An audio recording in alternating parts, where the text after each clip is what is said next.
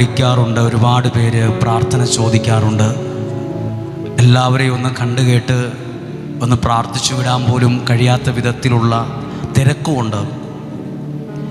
ഒരുപാട് പേര് താഴെ കൗൺസിലിങ്ങിന് നിൽപ്പുണ്ട്. ഞാൻ ഇന്നൊരു നല്ല കാര്യം പറയാനാണ് ഈ മൈക്കെടുത്തത്. ഈ മൈക്കെടുത്ത് പറയുമ്പോൾ ഞാൻ ചിന്തിച്ചൊരു കാര്യം ഇങ്ങനെയാണ്: ദൈവം നിങ്ങളുടെ ജീവിതത്തിൽ ഇടപെടും. ദൈവം നിങ്ങളുടെ ജീവിതത്തിൽ ഇടപെടും. അത് കേൾക്കുമ്പം ഇത് ഒരുപാട് സ്ഥലത്തുനിന്ന് കേട്ട ഒരു വാക്കായിട്ട് നിങ്ങൾക്ക് തോന്നും. ഞാനതിവിടെ പറഞ്ഞത് ഒരു ഭംഗി വാക്കായിട്ടല്ല, അത് യാഥാർത്ഥ്യമാകുന്നത് വിശ്വാസത്തിൽ കണ്ടുകൊണ്ടാണ്. ഹല്ലേലൂയ. ഇന്ന് ഇവിടെ പ്രാർത്ഥിക്കാനിരിക്കുന്ന നിങ്ങൾക്ക് ഈ വചനങ്ങളൊക്കെ നൽകുമ്പോൾ ഒരാമുഖം പോലെ ഒരു വചനം നിങ്ങളുടെ ശ്രദ്ധയിൽ കൊണ്ടുവരികയാണ്. ഉൽപ്പത്തി പുസ്തകം 30-ാം അധ്യായമാണ് ആ വാക്യം, ആ അധ്യായം. അത് പറഞ്ഞിട്ട് നമുക്ക് ഒരുമിച്ച് പ്രാർത്ഥിക്കാം. ഉൽപ്പത്തി പുസ്തകം 30-ാം അധ്യായം 25 മുതലുള്ള ഒരു വാക്യങ്ങൾ ഒന്ന് നിങ്ങൾ ശ്രദ്ധിച്ചു കേൾക്കണം. അത് നിങ്ങൾക്കുള്ള ദൈവത്തിൻ്റെ സ്വരമാണ്. ഞാൻ നിങ്ങളോട് പ്രാർത്ഥിച്ചപ്പോൾ പറഞ്ഞില്ലേ, എന്തിനാണ് ദൈവം എന്നെ ഈ വചനം കേൾപ്പിച്ചത്? ഒരുപാട് പേരുണ്ടായിരുന്നു, പലരും ഇത് കേട്ടിട്ടില്ല. എന്നെ എന്തിനാണ് ഇത് കേൾപ്പിച്ചത്? എവിടെയോ കിടന്ന് എന്നെ എന്തിനിവിടെ കൊണ്ടുവന്ന് ഞാൻ ഈ പറയുന്നത് കേൾപ്പിച്ചു? ദൈവം നിന്നെ ഇത് കേൾപ്പിച്ചത് നിൻ്റെ വീടിൻ്റെ അനുഗ്രഹമാകാൻ, ആ വീടിൻ്റെ അനുഗ്രഹമാകാൻ ദൈവം കണ്ട ദൈവദൂതനാണ് നീ. അതുകൊണ്ടാണ് നിൻ്റെ ചെവിയിൽ ഇത് കേട്ടത്. നിന്നിലൂടെ ആയിരിക്കും നിൻ്റെ വീടിൻ്റെ പല പ്രശ്നങ്ങളും മാറുന്നത്, പ്രതിസന്ധികൾ മാറുന്നത്. ഹല്ലേലൂയ. ഇത് സത്യമാണ്, ഇത് യാഥാർത്ഥ്യമാണ്. നിന്നിലൂടെ. ഞാനൊരു സ്ഥലത്ത് ധ്യാനത്തിനും പ്രാർത്ഥനയ്ക്ക് പോയപ്പോൾ അവിടെ അച്ഛൻ പറഞ്ഞു, ഈ പള്ളിക്ക് മുറി സൗകര്യങ്ങളില്ല, അതുകൊണ്ട് അപ്പുറത്തെ ഒരു വീട്ടിലാണ് താമസം ഒരുക്കിയിരിക്കുന്നത്. അപ്പോൾ ആ വീട്ടിൽ ചെല്ലുമ്പോൾ സാധാരണ വീടാണ്, പക്ഷെ 2 മുറികളുണ്ട് എക്സ്ട്രാ. അപ്പോൾ ആ ഭർത്താവ് പറയുകയാണ്, ഞാൻ തികഞ്ഞൊരു മദ്യപാനിയായിരുന്നു, എന്നെക്കൊണ്ട് എൻ്റെ ഭാര്യ ഒരുപാട് സങ്കടപ്പെട്ടിട്ടുണ്ട്, പക്ഷെ ഇവൾ എല്ലാ ദിവസവും എനിക്കൊരു പ്രാർത്ഥിക്കുമായിരുന്നു. എപ്പോഴൊക്കെ ധ്യാനം പ്രാർത്ഥനയൊക്കെ ഉള്ളപ്പോൾ ഇവൾ എനിക്ക് വേണ്ടി പ്രാർത്ഥിക്കാൻ പല സ്ഥലങ്ങളിൽ പോയിട്ടുണ്ട്. അവളിലൂടെയാണ് ഞാനായത്. അവളിലൂടെയാണ് ഞാനെന്ന വ്യക്തി ഇന്ന് നല്ലൊരു ഭർത്താവായത്. ഇന്ന് ഞാൻ ഇന്ന സ്ഥലത്ത് ശുശ്രൂഷ ചെയ്യുന്ന ഒരു ശുശ്രൂഷകനാണ്. എനിക്ക് ശുശ്രൂഷൻ ഇത് കേൾക്കുന്നത് തന്നെ അലർജിയും വെറുപ്പുമായിരുന്നു. ഇന്ന് ഞാനൊരു ശുശ്രൂഷകനാണ്. എന്നെ ഒരു നല്ല മനുഷ്യനാക്കിയത് ഇവളാണ്. ആ മനുഷ്യൻ അയാളുടെ ഭാര്യയെ നോക്കിയിട്ട് പറയുകയാണ്, ഇവളാണ് എൻ്റെ ജീവിതത്തിൽ അനുഗ്രഹമായി. കാരണം ഇവളാണ്, ഇവളുടെ രീതിയാണ്, ഇടപെടലാണ്, ഇവളുടെ പ്രാർത്ഥനയാണ് എന്നൊരു ഭർത്താവ് പറയുമ്പോൾ ആ വ്യക്തിയുടെ ജീവിതവുമായി ബന്ധപ്പെട്ട് ഇങ്ങനെയല്ല ചിന്തിക്കേണ്ടത്. ആ വ്യക്തിയിലൂടെ ആയിരുന്നു ആ വീടിനെ അനുഗ്രഹിക്കാൻ ദൈവം ഒരുക്കിയ പദ്ധതി. Hallelujah, hallelujah. അപ്പം ഞാനൊന്നും നിസ്സാരമായിട്ട് കാണില്ല. പണ്ടൊരു കാലത്തെല്ലാം സാധാരണ പോലെ കാണുമായിരുന്നു, പക്ഷെ ഇപ്പോൾ എല്ലാത്തിനും ഒരു ദൈവ പദ്ധതി ഞാൻ കാണാറുണ്ട്. ഇവിടെ ഇരിക്കുന്ന ഞാൻ അതിന് പറയാൻ കാരണം, ഞാനൊരു ഇപ്പോൾ ഒരു 18 അല്ല, ഒരു 10-25 പ്രാവശ്യം, കറക്റ്റ് നമ്പറാണോ എന്നറിയില്ലെങ്കിലും, ഒരു ചേച്ചി അവരുടെ ഭർത്താവിൻ്റെ മദ്യപാനം മാറാൻ വേണ്ടി പല സമയത്തും ഇവിടെ വന്ന് പ്രാർത്ഥിച്ചിട്ടുണ്ട്. ഇനി എൻ്റെ ഒരു ഓർമ്മയിൽ 10-25 പ്രാവശ്യം ഉണ്ടെന്ന് ഞാൻ ചിന്തിക്കുന്നു. എണ്ണിയിട്ടൊന്നുമില്ല. അയാൾ ഒന്നെങ്കിൽ 7 ദിവസം കൂടി നിർത്തും, അല്ലെങ്കിൽ 10 ദിവസം കൂടി നിർത്തും, അല്ലെങ്കിൽ 15 ദിവസം കൂടി നിർത്തും. അതിനുശേഷം അതിനേക്കാൾ ഭയങ്കരമായിട്ട് അയാൾ മദ്യപിക്കുകയും പ്രശ്നം ഉണ്ടാക്കുകയും ചെയ്യും. അപ്പോൾ ആ വ്യക്തി കാണുമ്പോൾ തന്നെ എനിക്ക് മനസ്സിലാകും, ദൈവമേ പിന്നെയും അതേ വിഷയം പറഞ്ഞാണല്ലോ വരുന്നത്. എത്ര പ്രാവശ്യം വ്യക്തിക്ക് വേണ്ടി പ്രാർത്ഥിച്ചു. അപ്പം ഞാൻ പറഞ്ഞു, ഞാൻ പ്രാർത്ഥിക്കുന്നില്ല. അപ്പം ഞാൻ ആ വ്യക്തിക്ക് എൻ്റെ മനസ്സിൽ തോന്നിയ ഒരു വചനം ഞാൻ ആ വ്യക്തിക്ക് പറഞ്ഞു കൊടുത്ത ഒരു വാട്സപ്പ് നമ്പർ സേവ് ചെയ്യാൻ പറയും. ഇപ്പം തന്നെ അത് വാട്സപ്പ് എടുത്തിട്ട് ആ നമ്പർ സേവ് ചെയ്ത് വെക്ക്. അന്നേരം എൻ്റെ കയ്യിൽ പേനയൊന്നുമില്ല. അപ്പം ഞാൻ പറഞ്ഞു, നിങ്ങൾ ആ വചനം ഒന്ന് എഴുതി ഒന്ന് വായിച്ച് പ്രാർത്ഥിക്കുക. ദൈവത്തിൻ്റെ ഇടപെടൽ ഞാൻ പറയുന്നത് മുമ്പേ പറഞ്ഞതുപോലെയാണ്. മദ്യപിച്ചു കഴിഞ്ഞാൽ അയാൾ ഒരു ഭ്രാന്തനെ പോലെയാണ്. പലയിടത്തും വീഴും, ചെളി പിടിക്കും, ഇല്ലാത്ത കേസുണ്ടാക്കും, പ്രശ്നമുണ്ടാക്കും, വഴക്കുണ്ടാക്കും. പക്ഷെ ആ വചനം കൊടുത്ത് പ്രാർത്ഥിച്ച് ഇന്നുവരെ ആ വ്യക്തി പിന്നീട് മദ്യപിച്ചില്ല. അപ്പോൾ ഞാൻ ചിന്തിച്ചു, ഞാൻ ഒത്തിരി പ്രാവശ്യം തല കൈവച്ച് പ്രാർത്ഥിച്ചതായിരുന്നല്ലോ, എന്നിട്ടൊന്നും അയാൾ 7 അല്ലെങ്കിൽ 8, 2 ദിവസം അല്ലെങ്കിൽ 10 ദിവസം അതിൽ കൂടുതൽ നിന്നതായിട്ട് എൻ്റെ ഓർമ്മയിൽ പോലുമില്ല. അപ്പോൾ നിങ്ങൾ ചിന്തിക്കണം, ദൈവത്തിൻ്റെ വചനം ഒരാളുടെ പ്രാർത്ഥനയേക്കാൾ വലുതാണ്. ഒരുപക്ഷെ ഒരാൾ പ്രാർത്ഥിക്കുന്നു, ഒന്നും നടന്നില്ല, പക്ഷെ ഒരു വചനത്തിൽ നിങ്ങൾ നിലയുറപ്പിച്ച് പ്രാർത്ഥിക്കാൻ തുടങ്ങുമ്പോൾ നിങ്ങൾ ചിന്തിക്കുന്നതിനപ്പുറമുള്ള കാര്യങ്ങൾ ജീവിതത്തിൽ ദൈവം ഒരുക്കി തരാൻ തുടങ്ങും. Hallelujah, hallelujah, hallelujah. അതുകൊണ്ടാണ് ഞാൻ ദൈവത്തിൻ്റെ വചനത്തിന് പ്രസംഗിക്കുമ്പോൾ കൂടുതൽ പ്രാധാന്യം കൊടുക്കുന്നത്. കാരണം അതിൽ അത്ഭുതമുണ്ടെന്ന് ഞാൻ വിശ്വസിക്കുന്നയാളാണ്.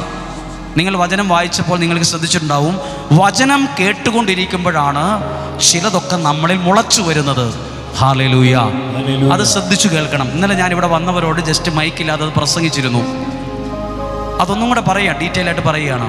ദൈവത്തിൻ്റെ വചനം കേട്ടുകൊണ്ടിരിക്കുമ്പോൾ ചിലതൊക്കെ നമ്മളിൽ മുളച്ചു വരും. അതിനെ പറിച്ചു കളയരുത്. ചിലത് നമ്മുടെ ബുദ്ധിയിൽ ഉണ്ടാകുന്നതായിരിക്കും, ചിലത് ദൈവം മുളപ്പിക്കുന്നതാണ്. നിങ്ങൾ ശ്രദ്ധിച്ചിട്ടുണ്ടോ? ബൈബിളിൽ ഒരു വാക്കുണ്ട്, വിതക്കാരൻ വിതച്ചു പോയി, യജമാനൻ വിതച്ചു പോയി, അപ്പോൾ കള്ളം വന്ന് കളകൾ വിതച്ചിട്ട് വേഗം കടന്നുപോയി.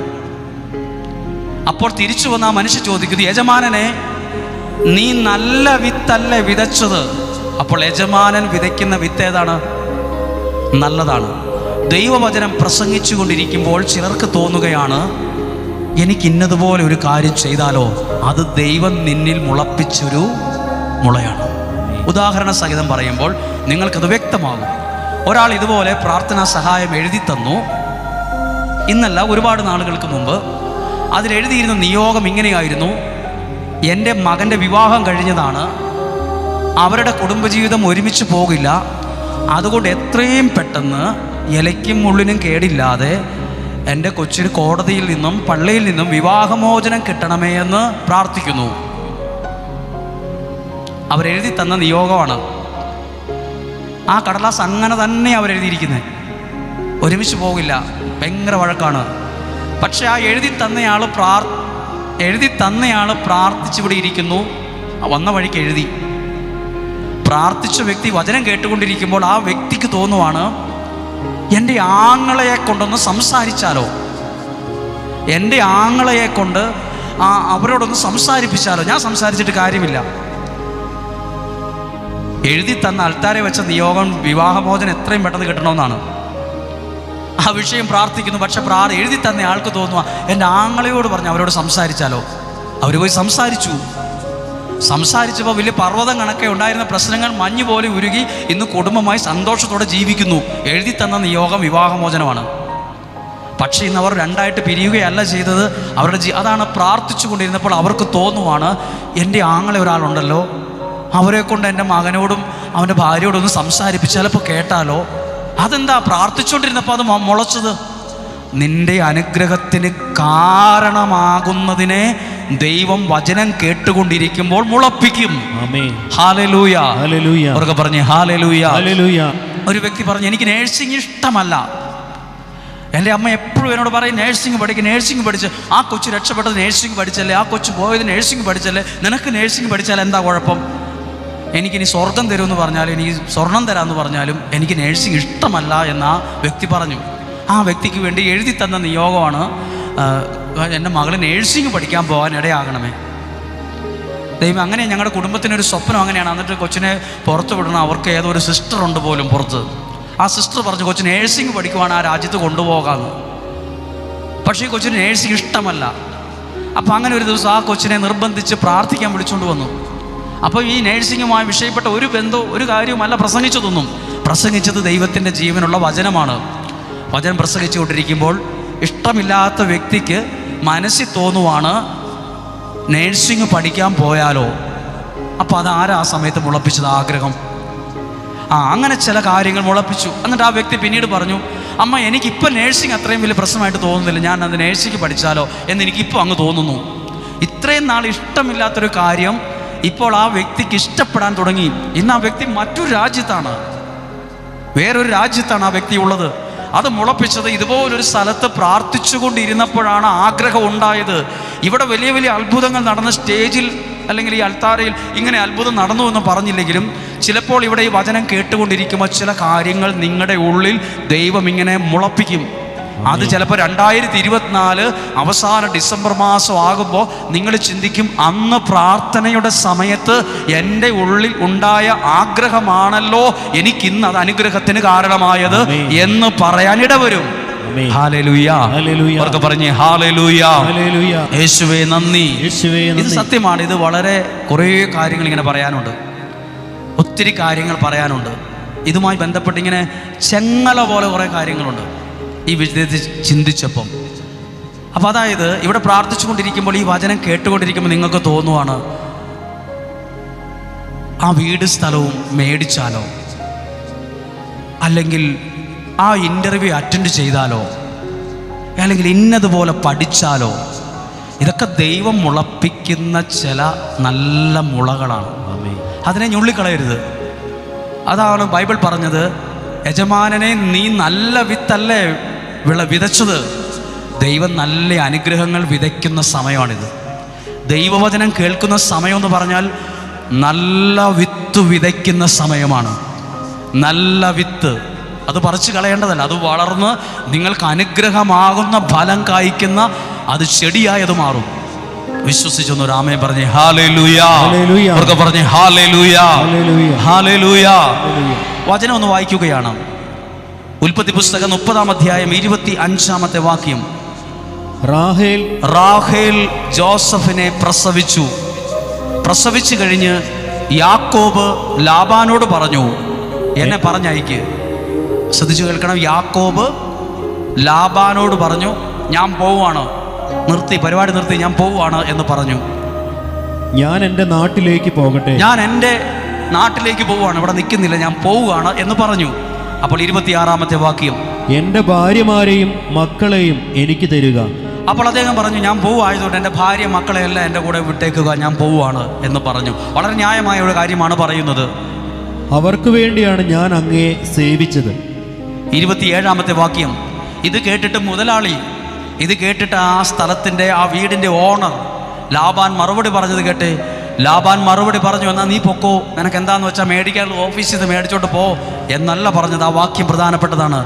ലാബാൻ യജമാനൻ ലാബാനോട് മറുപടി പറഞ്ഞു, നിനക്ക് എന്നോട് താല്പര്യമുണ്ടെങ്കിൽ നീ പോകരുത്. എന്താ പോകരുതെന്ന് പറഞ്ഞത്? എന്നാ നീ പൊക്കോ, നിന്നെ പോലത്തെ 10 പേരെ എനിക്ക് കിട്ടും എന്നല്ല പറഞ്ഞത്. നീ പോകരുത്. കാരണം എഴുതിയിട്ടുണ്ട് താഴെ, നീ മൂലമാണ് കർത്താവ് എന്നെ അനുഗ്രഹിച്ചതെന്ന് എനിക്കറിയാം. ആ വാക്ക് മറക്കുമോ? നീ മൂലമാണ് ദൈവം എന്നെ ഇത്ര അനുഗ്രഹിച്ചതെന്ന് എനിക്ക് നന്നായിട്ടറിയാം. ആ വാക്യം അങ്ങനെ ചുമ്മാ വായിച്ചു പോകാൻ പറ്റില്ല.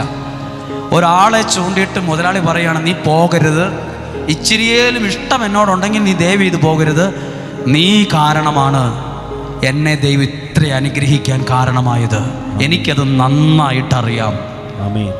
ഇത് നമ്മളെ നോക്കി നാളെ ഒരു സമയത്ത് ആരൊക്കെയോ പറയണം. അത് ആ ജീവിതത്തിൻ്റെ വിജയമാണ്. നമ്മളൊരാളോട് പറയുക, എടാ നീ ദയവ് ഇത് പോകരുത്, നീ കാരണമാ ഈ ശുശ്രൂഷ ഒത്തിരി നന്നായത്. അല്ലെങ്കിൽ നിങ്ങൾ ഭർത്താവിനോട് പറയണം, നിങ്ങളാണ്, ഞാൻ ഒത്തിരി വിഷമിച്ച് വളർന്നു വന്നയാളാണ്, നിങ്ങൾ കാരണമാ എനിക്ക് നല്ലൊരു ജീവിതം ഉണ്ടായത്, നിങ്ങളിലൂടെയാണ് ദൈവം എന്നെ അനുഗ്രഹിച്ചത്. അതാ മുതലാളി പറയാണ്, നീ മൂലമാണ് ദൈവം എന്നെ അനുഗ്രഹിച്ചിട്ടുണ്ട്, എനിക്കത് നന്നായിട്ടറിയാം. ഹല്ലേലൂയ. അപ്പോൾ ഞാനിങ്ങനെ ചിന്തിക്കുവാണ്, സാധാരണ പോലെ ചിന്തിക്കുവാണ്, ഇവിടെ ഇരിക്കുന്ന ഓരോരുത്തരും നിങ്ങളുടെ വീടിനൊരു അനുഗ്രഹം ഉണ്ടാകാൻ ദൈവം കണ്ടെത്തിയ ദൈവത്തിൻ്റെ ദൂതന്മാരാണ്. നിങ്ങൾ ഇന്ന് നോക്കുമ്പോൾ ഒരു ഉത്തരവും കിട്ടുന്നില്ല, ഒരു മറുപടിയും ഇല്ല, പ്രാർത്ഥനയ്ക്ക് ഒരു ഉത്തരം ഒന്നും ഇല്ലായിരിക്കാം. പക്ഷേ നാളെ ഒരു സമയത്ത് നിങ്ങളോട് ദൈവത്തിൻ്റെ ഒരു സ്വരം പോലെ ആരെങ്കിലും പറയും, നീ കാരണമായി ഈ വീട് രക്ഷപ്പെട്ടത് കേട്ടോ. ആമേൻ. നിന്റെ കുഞ്ഞുങ്ങളൊക്കെ ഇന്ന് നല്ല നിലയിലെത്തിയത് കുഞ്ഞെ നീ കാരണമാണ്. നിന്റെ ഭർത്താവ് ഇങ്ങനെ ഒരു സ്വഭാവക്കാരനല്ലായിരുന്നോ, എന്നിട്ട് ആ മനുഷ്യൻ മാറുക, നീ ഒറ്റ ഒരാൾ കാരണമാകട്ടോ. അതൊക്കെ ഞങ്ങൾക്ക് അയൽവാസിക്കൊക്കെ നന്നായിട്ട് അറിയാം. നീ കാരണമാ ദൈവം എന്നെ അനുഗ്രഹിച്ചത് എന്ന് നമ്മളെ ആരൊക്കെയോ നോക്കിയിട്ട് പലരും പറയാൻ ഇടവരട്ടെ. ഞാനും പ്രാർത്ഥിക്കുന്നു, നിങ്ങൾ ഇങ്ങനെ പറയാൻ ഇടവരട്ടെ. ഞാൻ കാരണമാ, നിങ്ങളെന്ന ഒരു ആളിലൂടെയാ എൻ്റെ വീടിന് അനുഗ്രഹം. എന്നോട് ഒത്തിരി പേര് അത് പറഞ്ഞിട്ടുണ്ട്. നിങ്ങളാ പ്രസംഗിച്ച പ്രസംഗം കാരണമാണ് എൻ്റെ വീടിന് നിലനിൽക്കാൻ കാരണം. നിങ്ങൾ ആ പ്രസംഗിച്ച പറഞ്ഞ ആ വചനമില്ലേ, അതാണ് എൻ്റെ ജീവിതത്തെ പിടിച്ചു നിർത്തിയത്. നിങ്ങൾ കാരണമാണ് എൻ്റെ വീട് തകർന്നു പോകാത്തത്. നിങ്ങൾ കാരണമാണ് എൻ്റെ വീടിൻ്റെ കുഞ്ഞുങ്ങൾക്ക് ഇന്നൊരു നല്ല ഭാവി ഉണ്ടായത്. ഞാൻ ഒരുപാട് പേരുടെ അനുഗ്രഹത്തിന് കാരണമാകണം. ഹല്ലേലൂയ. ഒന്ന് കരമുയർത്തി ഉറക്കെ പറഞ്ഞ് ഹല്ലേലൂയ. സ്വരമുയർത്തി പറഞ്ഞ് ഹല്ലേലൂയ, ഹല്ലേലൂയ. നിങ്ങളൊരു അനുഗ്രഹത്തിന് കാരണമാകണം. ഇവിടെ ഇരിക്കുന്ന നിങ്ങളുടെ മാതാപിതാക്കൾ എന്ന നിലയിൽ നിങ്ങളുടെ മക്കളോട് എല്ലാ ദിവസവും പറയണം, മകനെ മകളെ, നിങ്ങൾ ഈ വീടിൻ്റെ അനുഗ്രഹമാകേണ്ടവരാണ്. നിങ്ങൾ കാരണം, നിങ്ങളിലൂടെ വേണം നാളെ ഈ വീട് നല്ല നിലയിലെത്താൻ. നിങ്ങളുടെ കരങ്ങൾ കൊണ്ട് ഈ വീടിന് ഇന്നില്ലാത്തതൊക്കെ നേടിയെടുത്തോണം. പഠിച്ചും പ്രാർത്ഥിച്ചും ദൈവത്തിൽ ആശ്രയിച്ചും നല്ല നിലയിലെത്തി. ഇന്ന് വീടില്ല, നിങ്ങൾ പഠിച്ചും മിടുക്കരായി നല്ല രീതിയിലെത്തി ഈ വീടിനെ അനുഗ്രഹത്തിലെത്തിക്കണം. നിങ്ങളുടെ കരങ്ങളെയാ ദൈവം അതിനുവേണ്ടി കണ്ടത്, നിങ്ങളുടെ ജീവിതത്തെയാ ദൈവം കണ്ടത് എന്ന് പറയുമ്പോൾ അവരുടെ അകത്ത് ചില നല്ല അനുഗ്രഹങ്ങൾ മുളച്ചു വരും. അങ്ങനെ എത്ര പേര് രക്ഷപ്പെട്ടിട്ടുണ്ടെന്ന് അറിയാമോ? അനുഗ്രഹങ്ങളെ മുളപ്പിക്കുന്നവനാണ് ദൈവം. ഒറ്റയടിക്ക് ചെന്നപാടെ പറിച്ചെടുക്കാൻ പാകത്തിനൊന്നുമില്ല. ചിലർ നടണം, ചിലത് വളവിടണം, ചിലത് വെള്ളമൊഴിക്കണം, അങ്ങനെ അത് വളരത്തുള്ളൂ. ദൈവം അതിനുവേണ്ടി നമ്മളെ ഒരുക്കുകയാണ്. ഞാനൊരു വചനം വായിച്ചിട്ട് ആ വചനത്തിലൂടെ നിങ്ങളോട് സംസാരിക്കുവാനും പ്രസംഗിക്കുവാനും ഒരു ചെറിയ രീതിയിൽ ആഗ്രഹിക്കുകയാണ്. അത് 1 സാമുവേലിൻ്റെ പുസ്തകമാണ്. അത് വായിക്കുന്നതിന് മുമ്പ് ഒരു ചെറിയ കാര്യം, നിങ്ങൾക്കെല്ലാം അറിയാവുന്നതുപോലെ നമ്മൾ ഈ വർഷത്തിൻ്റെ അവസാനം 2024 ജനുവരി മുതൽ നമ്മളൊരു നിയോഗ പ്രാർത്ഥന ആരംഭിക്കുകയാണ്. ഹല്ലേലൂയ. ഒത്തിരി പേരുടെ പ്രാർത്ഥനയും സഹകരണവും ഉണ്ട്. അതിനെക്കുറിച്ച് ബൈബിളിലൂടെ പറഞ്ഞിട്ട് വേണം എനിക്കിന്ന് നിങ്ങളോടൊരു ആശയം പങ്കുവയ്ക്കാൻ. നിയോഗ പ്രാർത്ഥന എന്ന് പറഞ്ഞാൽ എന്താണ്? നമ്മൾ ഒരു ദിവസം രാവിലെ ആരംഭിക്കുന്നത് ചിലപ്പോൾ ഫോൺ എടുത്ത് നോക്കിക്കൊണ്ടായിരിക്കും. ഉടനെ നമ്മൾ പെട്ടെന്ന് നോക്കുന്നു, ആരൊക്കെ രാത്രിയിൽ മെസ്സേജ് അയച്ചു, ആർക്കൊക്കെ റിപ്ലൈ. കുറേ പേർക്ക് ഗുഡ് മോർണിംഗ്, കുറേ പേർക്ക് ചില നല്ല ആശംസകളൊക്കെ അയച്ചത്. നമ്മുടെ ജീവിതം പലരെയും തുടങ്ങുന്നത് അങ്ങനെയാണ്. അതൊന്നും വേണ്ടെന്നൊന്നും ഞാൻ പറയില്ല. പക്ഷെ നിങ്ങൾ ഒരു മാസം ചിന്തിച്ചൊന്ന് പരീക്ഷിച്ച് നോക്ക്. രാവിലെ എഴുന്നേറ്റ് ഫ്രഷായി കുറച്ചു നേരം ദൈവത്തിൻ്റെ മുമ്പിൽ ചെലവഴിച്ചിട്ട് ജീവിതം തുടങ്ങി നോക്ക്. മാതാപിതാക്കൾ എന്ന നിലയിൽ, മക്കൾ എന്ന നിലയിൽ ജീവിതം തുടങ്ങി നോക്ക്. വല്ല അനുഗ്രഹമൊക്കെ ഒപ്പം വരുന്നുണ്ടോ എന്ന് ചിന്തിക്കണം. ഈ ഒരു ദിവസം കഴിഞ്ഞപ്പോൾ അത് 2.25 ലക്ഷം ആളുകൾ അത് ഏറ്റെടുത്തു.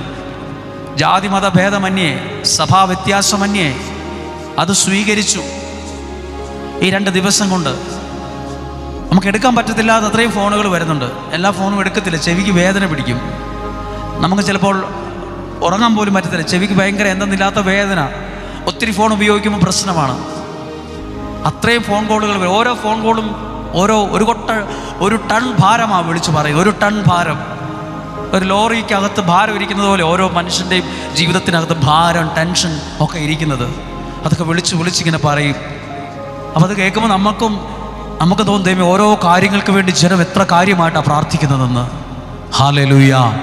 അപ്പം നിയോഗം വെച്ച് പ്രാർത്ഥിക്കുമ്പോൾ ഞാൻ കണ്ട ഒരു പ്രത്യേകത, അവിടെ ദൈവം ചിലത് ആരംഭിക്കും, ദൈവം ചിലത് ചെയ്യാൻ തുടങ്ങും. ദൈവത്തിന്റെ കടാക്ഷം ആ മേഖലയിൽ വെളിപ്പെടാൻ തുടങ്ങും. ഹല്ലേലൂയ.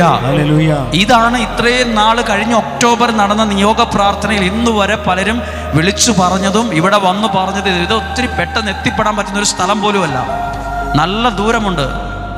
പലർക്കും വരാൻ ആഗ്രഹമുണ്ട്, പക്ഷെ സാഹചര്യങ്ങൾ കൊണ്ടൊക്കെയാണ് വരാത്തത്.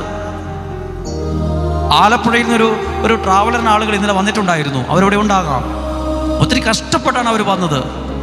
നമുക്കത് കാണുമ്പോൾ തന്നെ അറിയാം. അവരെന്തിനാ വന്നതെന്നറിയാമോ? അവരുടെ ജീവിതത്തിൽ ഇങ്ങനെ നിയോഗമൊക്കെ വെച്ച് പ്രാർത്ഥിച്ചപ്പോൾ ദൈവം ഇടപെട്ടത് അനുഭവിച്ചത് കൊണ്ടാണ് അവരിവിടെ വരാൻ കാരണം.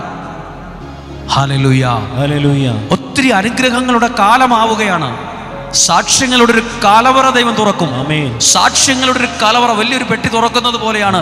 സാക്ഷ്യങ്ങളെ കൊണ്ട് നിറയും. കാരണം നമ്മൾ ആരംഭിക്കുന്നത് രാവിലെ എഴുന്നേറ്റ് എന്തെങ്കിലും ഒരു കോമഡി കണ്ടോണ്ടോ ഒരു വാട്സപ്പ് മെസ്സേജ് നോക്കിയോണ്ടല്ലോ. ദൈവത്തിൻ്റെ മുമ്പിൽ കുറച്ചു നേരം 5-10 മിനിറ്റ് ദൈവസന്നദ്ധിയിൽ ദൈവത്തിൻ്റെ ജീവനുള്ള ആത്മാവും ജീവനുമായ വചനം തുറന്നു വെച്ച് അതിൻ്റെ മുമ്പിൽ ഇരുന്ന് പ്രാർത്ഥിച്ചുകൊണ്ടാണ് ആരംഭിക്കുന്നത്. അത് ഭയങ്കര റിസൾട്ട് ഉണ്ടാക്കും. എത്ര തകർന്ന കുടുംബങ്ങളെ ദൈവം പുതുക്കി പണിതു എന്ന് എനിക്ക് വ്യക്തിപരമായിട്ടറിയാം. എല്ലാം ഈ അൾത്താരെ കയറ്റി സാക്ഷ്യം പറയാൻ പറ്റുന്നതല്ല. എല്ലാ സാക്ഷ്യങ്ങളും എല്ലാവരും അറിയേണ്ടത് പോലുമല്ല. അത് പറയാൻ പറ്റില്ല. അത് ആ വീടിൻ്റെ സാക്ഷ്യമാണ്. അത്ര നല്ല ഇടപെടലുകൾ ഞാൻ കണ്ടിട്ടുണ്ട്. ദൈവത്തിൻ്റെ വലിയ പ്രവൃത്തി, ദൈവത്തിൻ്റെ സഹായം. Hallelujah, hallelujah. ബൈബിളിലെ ഒരു വചനം എടുക്കാമോ? ജോഷുവയുടെ പുസ്തകം 6-ാം അധ്യായം 1 മുതലുള്ള വാക്യങ്ങളൊന്ന് വായിക്കുമ്പോൾ നിയോഗ പ്രാർത്ഥനയുടെ ബൈബിൾ പശ്ചാത്തലം നിങ്ങളോട് ഞാൻ പറയാം. നിയോഗ പ്രാർത്ഥനയുടെ ബൈബിൾ പശ്ചാത്തലം. ദൈവം പോലും ഒരു അത്ഭുതം ചെയ്യാൻ അവരോട് പറഞ്ഞു, ഒരു നിയോഗം വെച്ച് പ്രാർത്ഥിക്കാനാണ് പറഞ്ഞത്. 7 ദിവസം എന്ന് പറഞ്ഞു. ഒന്ന് വായിക്കുകയാണ്. ജോഷുവയുടെ പുസ്തകം 6-ാം അധ്യായം 1 മുതലുള്ള വാക്യങ്ങൾ. ഇസ്രായേൽ ജനത്തെ ഭയന്ന് ജെറീക്കോ പട്ടണം അടച്ചു പൂട്ടിയിരുന്നു എന്ന് എഴുതിയിരിക്കുന്നത്. അടച്ച്, എന്തെങ്കിലും അങ്ങനെ നിങ്ങൾക്ക് തോന്നുമ്പോൾ അടച്ച് പൂട്ടിയിരിക്കുന്നത് പോലെ തോന്നുന്നുണ്ടോ? ഒന്നും തുറക്കാത്ത, ഇതൊന്നും ഒരിക്കലും തുറക്കില്ല. ഉന്തി നോക്കി, തള്ളി നോക്കി, ചവിട്ടി നോക്കി തുറക്കുന്നില്ല. അടച്ച് പൂട്ടിയിരിക്കുകയാണ്. അങ്ങനെ ഏതെങ്കിലും ഒരു കാര്യം നിങ്ങൾക്ക് അടച്ചു പൂട്ടിയതുപോലെ തോന്നുന്നുണ്ടോ? അവിടെയാണോ നിങ്ങൾക്കൊരു ദൈവിക ഇടപെടൽ ആഗ്രഹിക്കുന്നത്? അവിടെയാണോ ദൈവം പ്രവർത്തിക്കണമെന്ന് നിയോഗം എഴുതി വച്ചത്? അടുത്ത വാക്യം നോക്കിക്കേ. അത് കേട്ടിട്ട് അവർ ഡൗൺ ആയി ഡെസ്പായിട്ടിരിക്കുകയാണ് അപ്പുറത്ത്. ഇങ്ങനെ അടച്ചു പൂട്ടിയത് കണ്ടിട്ട് അവരാകെ തളർന്നിരിക്കുകയാണ്, പേടിച്ചും ഭയന്നും. അപ്പൊ ദൈവം എന്തു പറഞ്ഞു എന്ന് കേട്ടോ? 2-ാമത്തെ വാക്യം. കർത്താവ് ജോഷുവയോട് അരുളി ചെയ്തു. ഇങ്ങനെയുള്ള പ്രതിസന്ധി കണ്ടപ്പോൾ കർത്താവ് ജോഷുവയോട് അരുളി ചെയ്തു. ജോഷുവയോട് പറഞ്ഞു, ഇതാ ഞാൻ ജെറീക്കോ പട്ടണത്തെ അതിന്റെ രാജാവിനോടും യുദ്ധവീരന്മാരോടും കൂടെ നിന്റെ കരങ്ങളിൽ ഏൽപ്പിച്ചിരിക്കുന്നു. 1-ാം വാക്യം കേട്ടെ, നിന്റെ കരങ്ങളിൽ ഏൽപ്പിച്ചിരിക്കുന്നു. ആ വാക്ക് എല്ലാവരും ഒന്ന് പറയാമോ? അതായത് ആ സംഭവം അടച്ച് പൂട്ടി ഭദ്രമാക്കി താക്കോലിട്ട് പൂട്ടി ഇടിച്ചാലും തള്ളിയാലും തുറക്കാൻ പറ്റാത്ത രീതിയിൽ ഉറപ്പുള്ള ഒരു സംഭവമായിരുന്നു. പക്ഷെ ദൈവം എന്താണ് ജോഷുവയോട് പറഞ്ഞത്? നീ വിചാരിക്കുന്നു ഈ സംഭവം നിനക്കൊരിക്കലും കിട്ടത്തില്ല, ഇതെന്നേക്കുമായി അടച്ചിരിക്കുന്ന ഒരു അധ്യായമാണ്. പക്ഷെ ദൈവം പറഞ്ഞു, നിന്റെ കരങ്ങളിൽ ഞാൻ അത് ഏൽപ്പിക്കും. ഹല്ലേലൂയ. ഒന്ന് കരം ഉയർത്തി പറഞ്ഞേ ഹല്ലേലൂയ. ഓ, എല്ലാവർക്കും മനസ്സിലായില്ല എന്ന് എനിക്ക് തോന്നുന്നു നിങ്ങൾ എല്ലാവരും അത് മനസ്സിലായില്ലെന്ന്. അതായത് ഇത് ജെറീക്കോ പട്ടണത്തിൻ്റെ കാര്യം മാത്രമല്ല.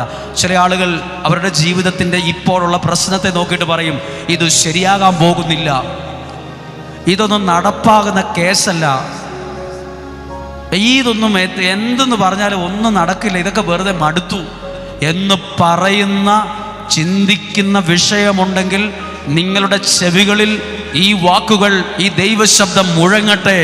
നിങ്ങൾ ശരിയാകില്ലെന്ന് പറഞ്ഞത്, എനിക്കത് ലഭിക്കാൻ സാധ്യതയില്ല എന്ന് ചിന്തിച്ചത് ദൈവം നിന്റെ കരങ്ങളിൽ ഏൽപ്പിക്കും. Hallelujah, hallelujah. ചില അനുഗ്രഹങ്ങൾ ദൈവം നിന്റെ കരങ്ങളിൽ ഏൽപ്പിക്കും. ചില വലിയ കാര്യങ്ങൾ ദൈവം നിന്റെ കരങ്ങളിൽ ഏൽപ്പിക്കും. മനസ്സും അടുത്ത് ഡെസ്പായി ഡൗൺ ആയി പുറകോട്ട് പോകല്.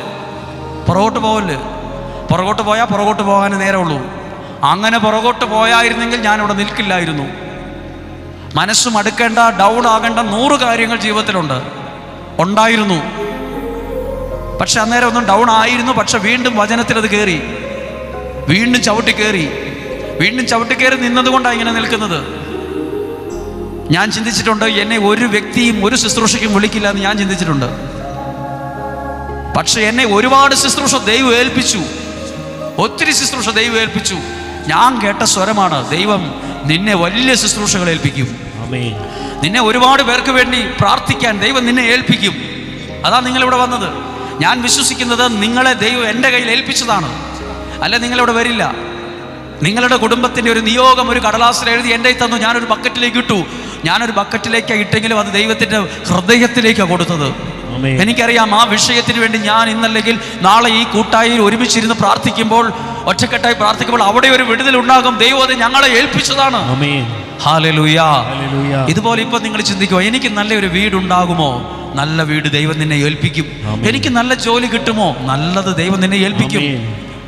അത് ഏൽപ്പിക്കുമ്പോൾ ആ ഏൽപ്പിക്കുന്നു എന്ന് പറഞ്ഞിട്ട് അന്നേരെ ഒരു പെട്ടിക്കകത്ത് ഏൽപ്പിക്കുകയല്ല ചെയ്തത്. അപ്പൊ ദൈവം പറഞ്ഞു, ജോഷുവ നീ നിയോഗത്തോടെ പ്രാർത്ഥിക്കണം.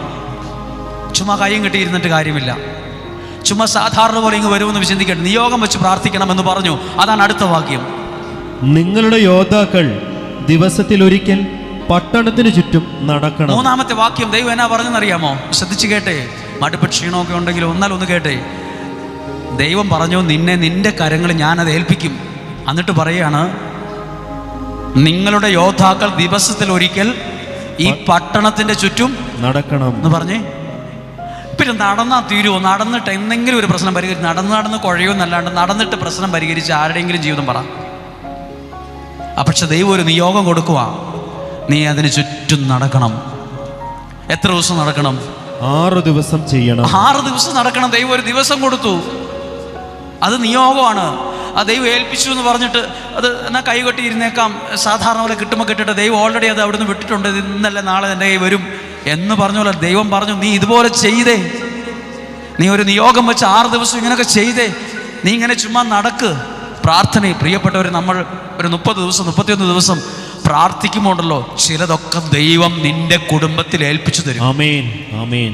അപ്പോൾ ചിലർ പറയും ഇതൊക്കെ ചുമ്മാ. പിന്നെ നമ്മൾ അന്നത്തെ കാലത്തെ ആൾക്കാർ പറയുക, നിനക്ക് തലയ്ക്ക് വല്ല ഓളമുണ്ടോ, നിനക്ക് തലയ്ക്ക് വല്ല പ്രശ്നമുണ്ടോ? എടാ, ഒരു പ്രശ്നം പരിഹരിക്കണമെങ്കിൽ അതനുസരിച്ച് യുദ്ധം ചെയ്യണം. ചുമ്മാ നടന്നിട്ട് കാര്യമില്ല.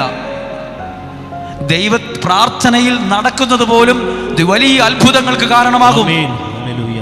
ഞാൻ നിങ്ങളോട് പറഞ്ഞത് എൻ്റെ ബുദ്ധിയിൽ അപ്പുറത്തുനിന്ന് കിട്ടിയ ഒരു ആശയം ഞാൻ ഇങ്ങോട്ട് സപ്ലൈ ചെയ്തതല്ല. അത് ദൈവം ഒരുപാട് പേരുടെ കണ്ണുനീർ തുടയ്ക്കാൻ ദൈവം തന്ന ശുശ്രൂഷയാണ് നിയോഗ പ്രാർത്ഥന. അതിൽ ആനകുതിര കാര്യങ്ങളോ ഒന്നുമില്ല. രാവിലെ എഴുന്നേൽക്കുമ്പോൾ ഒരു 10 മിനിറ്റ് കുഞ്ഞെ ദൈവസന്നിധിയിൽ പോയിരിക്കുക. ദൈവത്തിന്റെ വചനം തുറന്നു വെച്ച് നീ ഒന്ന് പ്രാർത്ഥിക്ക്. നിനക്ക് ഇഷ്ടപ്പെട്ടെങ്കിൽ ആ വചനം നിന്റെ ആ ബുക്കിലെ ഡയറിയിൽ ഒന്ന് എഴുതി വെക്ക്. അത് മറന്നു പോകാത്ത വിധത്തിൽ ഹൃദയത്തിൽ എഴുതി വെക്ക്. ദൈവം നിന്റെ പ്രാർത്ഥനയെ അംഗീകരിക്കും. ദൈവം നിന്റെ നടപ്പിനെയും ശ്രമത്തെ പോലും ബഹുമാനിക്കും. പറഞ്ഞേ ഹല്ലേലൂയ. കരങ്ങൾ ഉയർത്തി ഉറക്കെ പറയാമോ? Hallelujah, hallelujah. ചുറ്റും നടക്കണം, 6 ദിവസം ചെയ്യണം. അടുത്ത് നോക്കണം, 4-ാമത്തെ വാക്യം. 7 പുരോഹിതന്മാർ ആട്ടിൻ കൊമ്പ് കൊണ്ടുള്ള 7 കാഹളവും പിടിച്ച് വാഗ്ദാന പേടകത്തിന്റെ മുമ്പിലൂടെ നടക്കണം. 7 പുരോഹിതന്മാരെ വിളിച്ചോണ്ട് വരണം ഇപ്പം.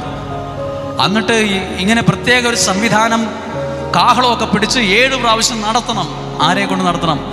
പുരോഹിതന്മാരെ കൊണ്ട് നടത്തണം. ഒരു നിയോഗം കേട്ടോ.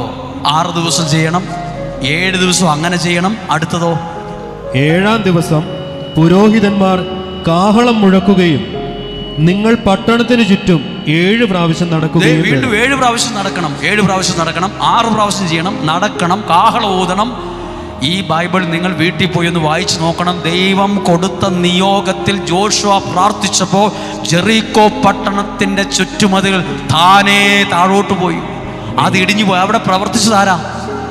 ഒരു ഇത്രയും ശക്തമായൊരു മതിൽ താഴെ വീഴണമെങ്കിൽ ഇസ്രായേൽക്കല്ല, ഈ ജനത്തിലെ ആളുകൾ കുന്തം കൊണ്ട് കുത്തിയത് കൊണ്ടോ അല്ലെങ്കിൽ ഒരു ബോംബിട്ട് തകർത്തതോ അല്ല. അത് തനിയെ താഴോട്ട് വീണെങ്കിൽ അവിടെ പ്രവർത്തിച്ചൊരു ദൈവകരമുണ്ടെന്ന് വ്യക്തമാണ്. ഹല്ലേലൂയ. നിയോഗത്തിൽ പ്രാർത്ഥിക്കുമ്പോൾ നിങ്ങളുടെ കുടുംബങ്ങളിൽ ദൈവത്തിന്റെ കരം വെളിപ്പെടാൻ തുടങ്ങും. അവിടെ ദൈവത്തിന്റെ ശക്തി അറിയാൻ തുടങ്ങും. ദൈവവചനത്തിന്റെ ആഴം നിങ്ങൾ മനസ്സിലാക്കാൻ തുടങ്ങും. ഇത് ഉൽപ്പത്തി ജോഷുവയുടെ പുസ്തകം 6-ാം അധ്യായത്തിൽ ദൈവം ഒരു കാര്യം ഏൽപ്പിക്കാൻ നേരത്ത് അത് യാഥാർത്ഥ്യമാകാൻ നിയോഗം കൊടുത്തു. അപ്പം നിങ്ങൾ ഈ പ്രാർത്ഥന പ്രാർത്ഥിക്കുമ്പോൾ ഓർക്കണം, നിങ്ങളിലൂടെ നിങ്ങൾ മാത്രമല്ല, നിങ്ങളിലൂടെ അനേകർ അനുഗ്രഹിക്കപ്പെടണം. ലോകത്തിൻ്റെ വിവിധ ഭാഗങ്ങളിൽ ഈ ദൈവവചനത്തിൻ്റെ ശക്തി നമ്മൾ അറിഞ്ഞ അനുഗ്രഹം പ്രാപിക്കാൻ പോവുകയാണ്. ഓരോ വ്യക്തികൾക്കും ഉണ്ടാകും ഒരു സാക്ഷ്യം പറയാൻ. ഓരോ വ്യക്തിക്കും ഉണ്ടാവും ഒരു സാക്ഷ്യം പറയാൻ. ഇത് നിങ്ങൾ മറക്കരുത്. ഞാൻ ബൈബിളിൽ അതേപോലെ തന്നെയാണ് പ്രസംഗിച്ചത്. ഒരിക്കലും ലഭിക്കുകയല്ലെന്ന് ചിന്തിച്ച കാര്യം ദൈവം ജോഷുവയുടെ കരങ്ങളിൽ ഏൽപ്പിച്ചു കൊടുത്തു.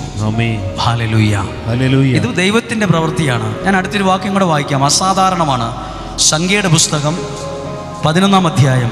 സംഖ്യയുടെ പുസ്തകം, ഉൽപ്പത്തി, പുറപ്പാട്, ലേവ്യർ, സംഖ്യയുടെ പുസ്തകം 11-ാം അധ്യായം. 11-ാം അധ്യായം 31-ാമത്തെ വാക്യം. ഒന്ന് മനസ്സിരുത്തി കേൾക്കണമെന്ന് ആഗ്രഹിക്കുന്നു. ശ്രദ്ധിച്ച് കേൾക്കണേ. 11-ാം അധ്യായം 32-ാമത്തെ വാക്യം. പെട്ടെന്ന് വായിച്ചു. കർത്താവ് ഒരു കാറ്റയച്ചു. ആ കാറ്റ് കടലിൽ നിന്ന് കാടപ്പക്ഷികളെ കൊണ്ടുവന്നു. തെറ്റാണ് എന്ന് നമുക്ക് തോന്നും. കടലിൽ എവിടെയാണ് കാടപ്പക്ഷി? കാട്ടിലാണ് കാടപ്പക്ഷി. ഞാൻ ഈ കണ്ട പ്രായം വരെ ജീവിച്ചിട്ട് കടലിൽ കാടപ്പക്ഷികളെ കണ്ടിട്ടില്ല. നിങ്ങളും കാണില്ല. നിങ്ങൾ എന്ത് കാര്യം എടുത്ത് പഠിച്ചു? കടലിൽ മത്സ്യങ്ങളെ ഉള്ളൂ, കാടപ്പക്ഷിയില്ല. പക്ഷേ ഈ ബൈബിൾ എഴുതിയിരിക്കുന്നു, പെട്ടെന്ന് കർത്താവ് ഒരു കാറ്റ് അയച്ചു. ദൈവം അയച്ച കാറ്റ്, ആ കാറ്റ് കടലിൽ നിന്ന് കാടപ്പക്ഷികളെ കൊണ്ടുവന്നു. തെറ്റ്. അതെങ്ങനെയാ കടലിൽ കാടപ്പക്ഷി വരുന്നത്? കടലിൽ നിന്ന് മത്സ്യങ്ങളെ കൊണ്ടുവന്നു, തിമിംഗലത്തെ കൊണ്ടുവന്നു എന്നൊക്കെ പറഞ്ഞ് നമുക്ക് മനസ്സിലാകും. നിനക്ക് മനസ്സിലാകാൻ പോലും ബുദ്ധിമുട്ടുള്ള സാഹചര്യത്തിലായിരിക്കും നിങ്ങളുള്ളത്. അവിടെ പോലും ദൈവം ഇടപെടും. ആമേൻ. ചിന്തിച്ചെടുക്കാൻ പറ്റില്ല. കടലിൽ കാടപ്പക്ഷിയില്ല, പിന്നെ എവിടുന്ന് വന്നു, ആര് കൊണ്ടുവന്നു? നിങ്ങൾ ചിന്തിക്കുവാണ്. നമ്മുടെ സാഹചര്യം വെച്ചാൽ നമ്മളെല്ലാം ചിന്തിക്കുന്നത്. നിനക്ക് വിദ്യാഭ്യാസമില്ല, നിനക്ക് കഴകത്തില്ല, നിനക്ക് ബുദ്ധിയില്ല, നിനക്ക് എല്ലാവരെ പോലെയും ഇതൊന്നുമില്ല, അതുകൊണ്ട് നീ രക്ഷപ്പെടില്ല. നിനക്ക് ബിസിനസ് ചെയ്യാനുള്ള കഴിവില്ല, അതില്ല ഇതില്ല, അതുകൊണ്ട് നീ ബിസിനസ് ചെയ്യണം, നീ രക്ഷപ്പെടില്ല. നമ്മളെല്ലാ സാഹചര്യങ്ങളും വെച്ച് പഠിച്ചിട്ടാണ് ഒരു മറുപടി തരുന്നത്. അങ്ങനെയാണെങ്കിൽ സാഹചര്യം വെച്ച് കടലിൽ എവിടെയാ കാടപ്പക്ഷി? കടലിൽ ഇനി എത്ര കൊടുങ്കാറ്റടിച്ചാലും കാടപ്പക്ഷി എവിടെ നിന്ന് വരും? പക്ഷെ നേരെ തിരിച്ചു പറയുമായിരുന്നെങ്കിലോ, കാറ്റ് അടിച്ച് കാട്ടിൽ നിന്ന് കുറേ കാടപ്പക്ഷികളെ കൊണ്ടുവന്നു എന്ന് പറഞ്ഞായിരുന്നെങ്കിൽ നമുക്ക് ഓക്കെ മനസ്സിലാവും. നിങ്ങൾക്ക് എന്തെങ്കിലും മനസ്സിലാകാത്തതുണ്ടോ ജീവിതത്തിൽ? ഇങ്ങനെ പ്രാർത്ഥിച്ചിട്ട് കാര്യമുണ്ടോ? പിന്നെ ഇതിനകം പ്രാർത്ഥിച്ചിട്ട് നിനക്ക് ഈ പ്രാർത്ഥന പോലും മനസ്സിലാകുന്നുണ്ടാവില്ല. ഒരാൾ പറഞ്ഞുകൊണ്ട് വെറുതെ ഇവിടെ വന്ന് ഇരിക്കുമായിരിക്കും. ഇപ്പം കേവലം വെറുതെ ഒരു കാഴ്ചക്കാരനെ പോലെ ഇരിക്കുമായിരിക്കും. ചിലപ്പോൾ ഇത് ശ്രദ്ധിക്കാതെ ആയിരിക്കും ഇരിക്കുന്നത്. കടലിൽ നിന്ന് പോലും അത്ഭുതകരമായി ചില കാടപ്പക്ഷികളെ കൊണ്ടുവരാൻ ദൈവം അയക്കുന്ന കാറ്റിന് കഴിവുണ്ട്. ഹല്ലേലൂയ. എന്നിട്ട് ഈ കാടപ്പക്ഷി വന്നേച്ച് റോട്ടി കടന്നു എന്നല്ല എഴുതിയിരിക്കുന്നത്. എഴുതിയിരിക്കുന്ന വാക്ക് നോക്കൂ. ഒരു ദിവസത്തെ യാത്രയുടെ ദൂരം വ്യാസാർത്ഥത്തിൽ കൂടാരത്തിന് ചുറ്റും. ഈ കാറ്റടിച്ചിട്ട് വന്ന കാടപ്പക്ഷി എവിടെയാ കടന്നത്? കൂടാരത്തിന് ചുറ്റും. അവര് താമസിക്കുന്ന വീടിന്റെ ചുറ്റുമാണെന്ന്. അത് ശരിക്കും ഒന്നും കൂടി ചിന്തിച്ചേറ്റെടുക്കാമോ? കാറ്റ്, ദൈവം അയച്ച കാറ്റ് കാടപ്പക്ഷികളെ കൊണ്ടുവന്നിട്ട് അവർ താമസിക്കുന്ന വീടിന്റെ ചുറ്റും, അതിന് ചുറ്റും അതിനെ കൊണ്ട്. അപ്പോൾ എങ്ങനെ കാറ്റടിച്ചാൽ അങ്ങനെ ചുറ്റും വരുമോ? ഇത് ദൈവം അയച്ച കാറ്റാണ്. ഈ നിയോഗ പ്രാർത്ഥനയും ഏകദേശം അതുപോലെയാണ്. ദൈവം അയച്ച അനുഗ്രഹത്തിൻ്റെ ഒരു കാറ്റാണ് ആ ശുശ്രൂഷ. അത് അനുഗ്രഹങ്ങളെ നിങ്ങളുടെ വീടിൽ കൊണ്ടുവരും, നിങ്ങളുടെ ചുറ്റും അതെത്തിക്കും. എവിടെയേലും അല്ല അത് കൊണ്ടിടുന്നത്. കാറ്റടിച്ച് കാടപ്പക്ഷി വന്നു, അതെല്ലാം മരുഭൂമിയിൽ ചെതറിക്കിടന്നു എന്നല്ല, നിന്റെ കൂടാരത്തിന് ചുറ്റും. കൂടാരത്തിന് ചുറ്റും അത് 2 മുഴം കനത്തിൽ മൂടിക്കടക്കത്തക്ക വിധം അത് വീണു. എന്നിട്ട് എത്ര ദിവസം ആളുകൾ പെറുക്കി? ജനം അന്ന് പകലും രാത്രിയും പിറ്റേന്നും കാടപക്ഷികളെ പെറുക്കിട്ടും തീരുന്നില്ല. അന്ന് എത്ര സമയം എടുത്ത് നോക്കി എഴുതിയിരിക്കുന്നത്? അന്ന് പകല്, രാത്രി, പിറ്റേന്ന്, അതായത് 2 ദിവസം ജനം മുഴുവൻ പെറുക്കിട്ടും തീരാത്ത വിധത്തിൽ ദൈവം അത്രയധികമായ സംഭവത്തെ അവിടെ കൊണ്ടുവന്നത്. ഇത് ഇന്ന് 2023 ഡിസംബർ മാസം വചനം കേട്ടുകൊണ്ടിരിക്കുന്ന നിങ്ങളും ചിന്തിച്ചു, ഈ വചനം ഇന്നും ജീവിക്കുന്ന ദൈവത്തിന്റെ വചനം ഒരു കാറ്റ് പോലെ നിങ്ങളുടെ ചെവികളിലേക്ക് വീശുവാണ്. ഇത് നിങ്ങളുടെ കുടുംബത്തിലേക്ക് വീശുകയാണ്. ഇത് നിങ്ങളുടെ ജീവിതത്തിൽ, നിങ്ങൾ ആയിരിക്കുന്ന സ്ഥലത്ത്, നിങ്ങളുടെ നിയോഗങ്ങളിൽ ചില നന്മകളെ കൊണ്ടുവന്ന് കൂടാരത്തിന് ചുറ്റും നിർത്തും. ഇത് പെറുക്കിയെടുത്തോണം. ഇത് പെറുക്കിയെടുക്കേണ്ട ജോലി എൻ്റെ നിങ്ങളുടെയാണ്. അത്രയേലും നമ്മൾ ചെയ്യണം. ബാക്കിയെല്ലാം ദൈവം ചെയ്തോളും. പ്രിയപ്പെട്ടവരെ, ഈ കാറ്റ് ഇത് ദൈവാനുഗ്രഹത്തിൻ്റെ കാറ്റാണ്. ഇതൊരു അഭിഷേകത്തിൻ്റെ കാറ്റാണ്. ഇതുപോലെ ഒരു കാറ്റാണ് എസെക്കിയേൽ പ്രവാചകന്റെ പുസ്തകം 37-ാം അധ്യായത്തിൽ അടിച്ചത്.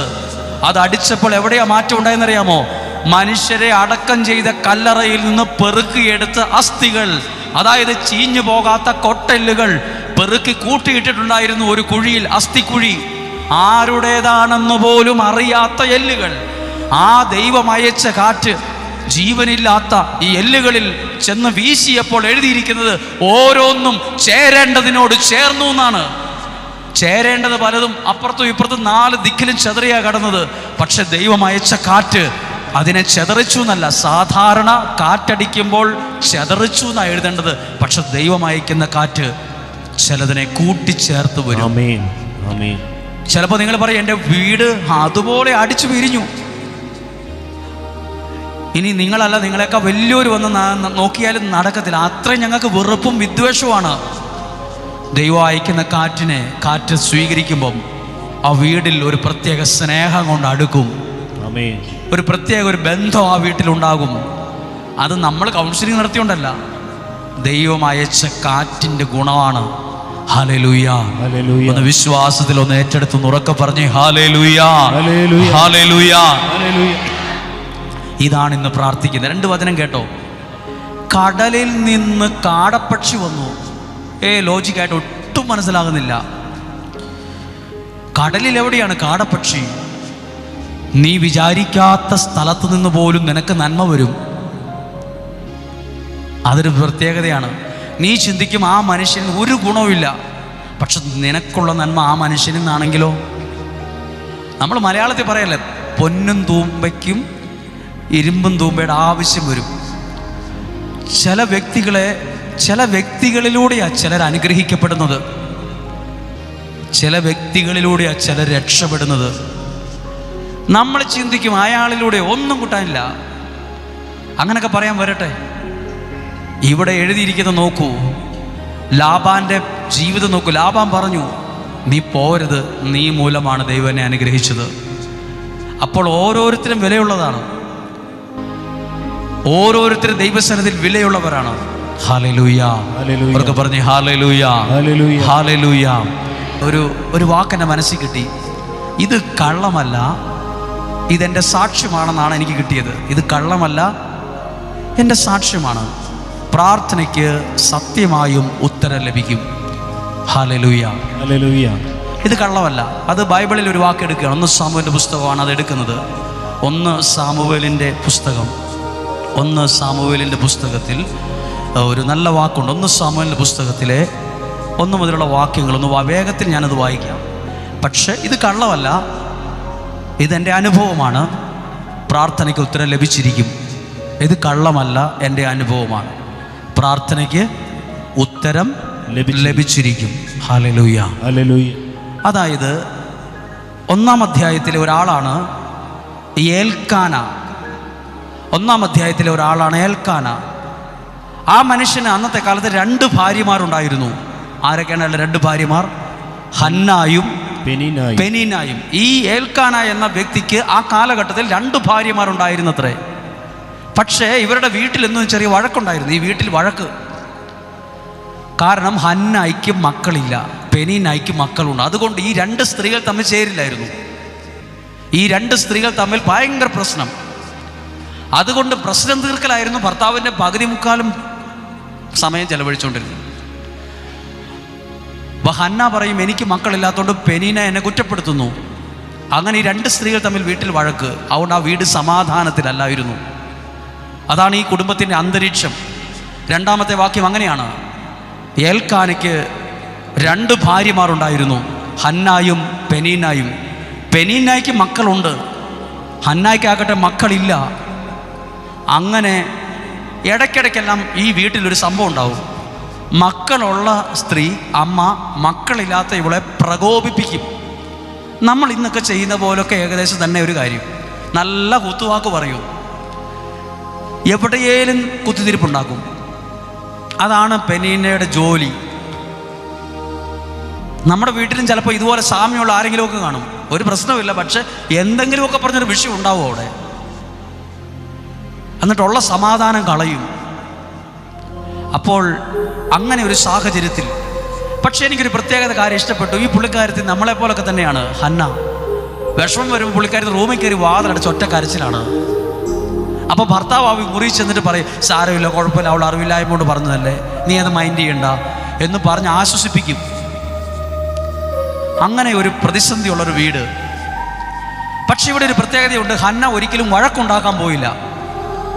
ഹന്ന അടി വെക്കാൻ പോയില്ല എന്ന് പറഞ്ഞാൽ വഴക്കുണ്ടാക്കാൻ പോയില്ല, അടി ഉണ്ടാക്കാൻ പോയില്ല. ഇത്രയും പ്രശ്നം ഉണ്ടായിട്ടും പുള്ളിക്കാരത്തി ചിലപ്പോൾ ഭക്ഷണം കഴിക്കുകയില്ല, ചിലപ്പോൾ കുറേ നേരം കരഞ്ഞുകൊണ്ടിരിക്കും, ചിലപ്പോൾ കുറേ നേരം വിഷമിച്ചുകൊണ്ടിരിക്കും. ഇതൊക്കെ ചെയ്യാറുള്ളൂ.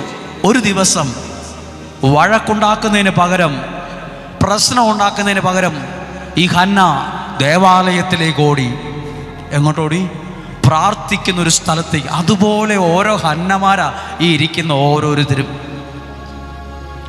പല പ്രശ്നത്തിൻ്റെ മുമ്പിൽ കരഞ്ഞ ഹന്നാമാരാ ഈ കസേരയെ കൂടെ നിലത്തും അല്ലാതെയൊക്കെ ഇരിക്കുന്നത്.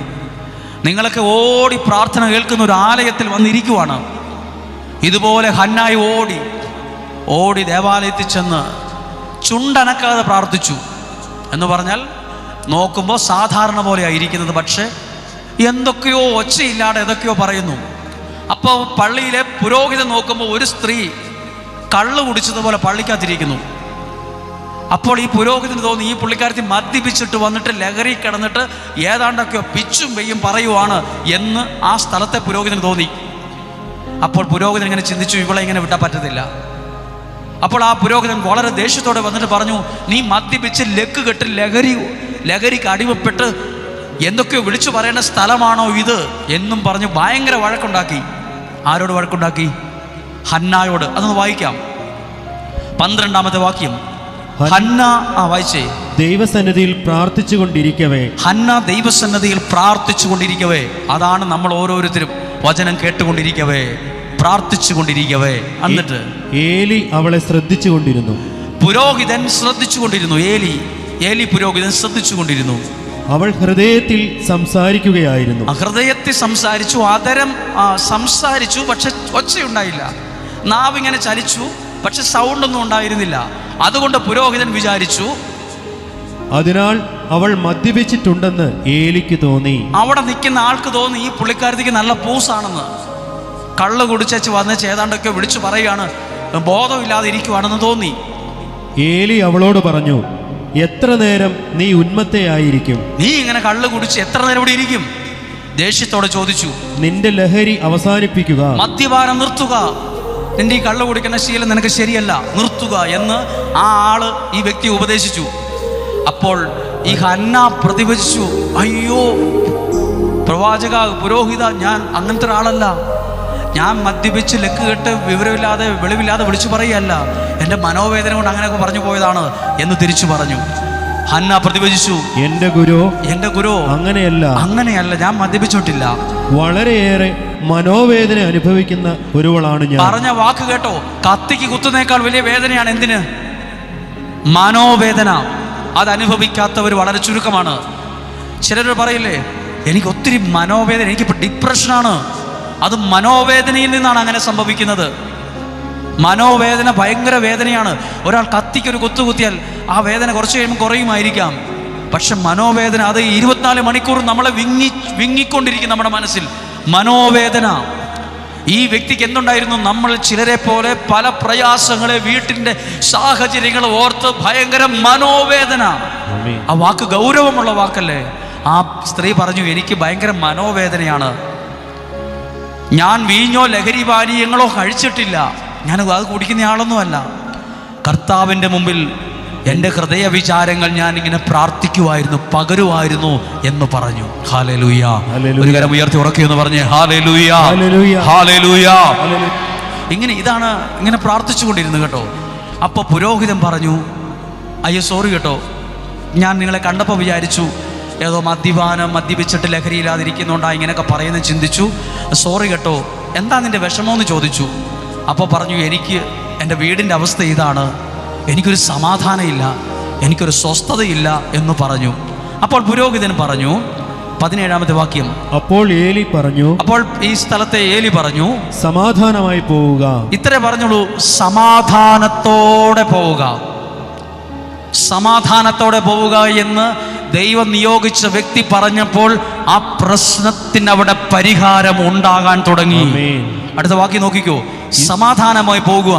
ഇസ്രായേലിന്റെ ദൈവം നിന്റെ പ്രാർത്ഥന സാധിച്ചു തരട്ടെ.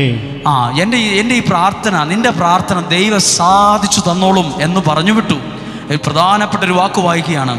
അന്നേരം ഈ അന്ന പറഞ്ഞു, ഈ ദാസിക്ക് അങ്ങയുടെ കൃപാകടാക്ഷം ഉണ്ടാകട്ടെ. അനന്തരം അവൾ പോയി ഭക്ഷണം കഴിച്ചു. അടുത്ത വാക്കൊന്ന് വായിച്ചേ. പിന്നീട് ഒരിക്കലും. ഈ വാക്യം എല്ലാവരും ഒന്ന് ശ്രദ്ധയോടെ കേട്ടെ, ഏറ്റവും പുറകിലുള്ളവരും സൈഡിന്റെ ഇരുഭാഗങ്ങളിൽ ഇരിക്കുന്നവർ കേട്ടെ. പിന്നീട് ഒരിക്കലും അവളുടെ മുഖം മ്ലാനമായിട്ടില്ല. ആ വാക്ക് വളരെ പ്രധാനപ്പെട്ടതാണ്. എപ്പോൾ വീട്ടിലിരുന്ന് കരഞ്ഞുകൊണ്ടിരുന്നതിന് ശേഷമല്ല, വീട്ടിൽ ഇരുന്ന് സഹഭാര്യയോട് അല്ലെങ്കിൽ കൂടെയുള്ള സ്ത്രീയോട് വഴക്കുണ്ടാക്കിയപ്പോഴല്ല, അവൾ ദൈവസന്നദ്ധയിൽ പ്രാർത്ഥിച്ച പിന്നെ അവളുടെ മുഖം പിന്നീട് മ്ലാനമായിട്ടില്ല. അത്രയും ദൈവം അവളെ സഹായിക്കാൻ, അനുഗ്രഹിക്കാൻ ആ പ്രാർത്ഥനയിലൂടെ തുടങ്ങി. ഹല്ലേലൂയ. ഈ നിയോഗ പ്രാർത്ഥനയിൽ പങ്കെടുക്കുന്ന എല്ലാവരെയും ലോകത്തിൻ്റെ വിവിധ രാജ്യങ്ങളിൽ, കുടുംബങ്ങളിൽ, ദേശങ്ങളിൽ, സമീപ ദേശങ്ങളിൽ, വ്യത്യസ്ത സഭകളിലുള്ളവർ, വ്യത്യസ്ത മതങ്ങളിലുള്ളവർ ആരുമാകട്ടെ, നിങ്ങളുടെ മുഖം മ്ലാനമാകാൻ ദൈവം അനുവദിക്കുകയില്ല. നിങ്ങളുടെ ജീവിതത്തിൽ ഒരു അനുഗ്രഹം കയറി വരും. നിങ്ങളുടെ ജീവിതത്തിൽ ഒരു വിടുതൽ കയറി വരും. നിങ്ങൾ പ്രതീക്ഷിക്കാത്ത കാര്യങ്ങൾ ജീവിതത്തിൽ അത്ഭുതമായി നടക്കും. ഹല്ലേലൂയ. എന്നിട്ട് അടുത്ത കാര്യം എഴുതിയിരിക്കുന്നത്, ആ വാക്യം സത്യസന്ധമായി ചിന്തിച്ചേ. ഹന്നായിക്ക് മക്കളൊന്നും ഉണ്ടായിട്ടില്ല നേരം, പക്ഷെ അവളുടെ മുഖം ആ പ്രാർത്ഥനയ്ക്ക് ശേഷം ദുഃഖമായിട്ടില്ല. നമ്മൾ സാധാരണ ഭാഷയിൽ പറയാറില്ലേ, മനസ്സിൻ്റെ കണ്ണാടിയാണ് മുഖം. അപ്പോൾ മുഖം മ്ലാനമായിട്ടില്ല എന്ന് പറഞ്ഞാൽ അവളുടെ മനസ്സിനകത്തൊരു കോൺഫിഡൻസ്, അവളുടെ മനസ്സിനകത്തൊരു ധൈര്യം, ദൈവം എൻ്റെ പ്രാർത്ഥന കേൾക്കും, ദൈവം എനിക്ക് ഉത്തരം തരും. ആ ഉത്തരം, ആ ഒരു ധൈര്യം നിങ്ങൾക്ക് വരട്ടെ. നിങ്ങളുടെ മുഖത്തൊരു സന്തോഷം വരും, ഒരു വിടുതൽ ലഭിക്കും. ആമേൻ. ഹല്ലേലൂയ. എന്നിട്ട് കുറച്ച് നാൾ അവൾ വീട്ടിൽ പോയി കുറച്ച് ദിവസം കഴിഞ്ഞപ്പോൾ അവൾക്കൊരു കുഞ്ഞു ജനിച്ചു. ആ കുഞ്ഞിനെയും എടുത്തുകൊണ്ട് എവിടെ വന്നു? സാക്ഷി പറയാൻ അതേ പള്ളി വന്നു. അതേ സ്ഥലത്ത് കൊച്ചിനെ എടുത്തുകൊണ്ട് നിശ്ചിത മാസങ്ങൾക്ക് ശേഷം വന്നു. അപ്പോൾ ഈ സ്ത്രീയെയും കൊച്ചിനെയും കണ്ടപ്പോൾ ഈ വ്യക്തിക്ക് പിടികിട്ടിയില്ല, ഇതാരാണാവോ എന്ന് മനസ്സിലായില്ല. അപ്പോൾ ഈ വ്യക്തി ചോദിച്ചു, എന്നെ മനസ്സിലായോ?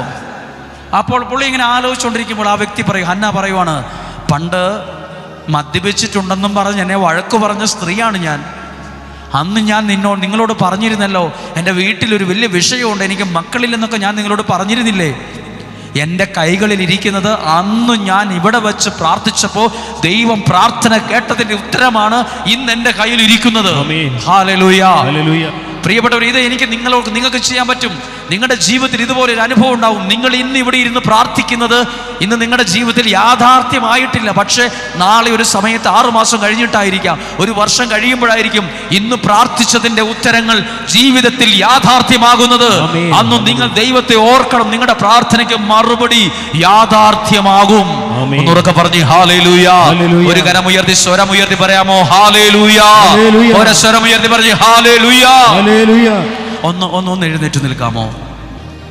പിന്നീട് ഒരിക്കലും അവളുടെ മുഖം മ്ലാനമായിട്ടില്ല. ഇതാ വലിയൊരു കാൽച്ചുവട് നമ്മൾ വയ്ക്കുന്നു.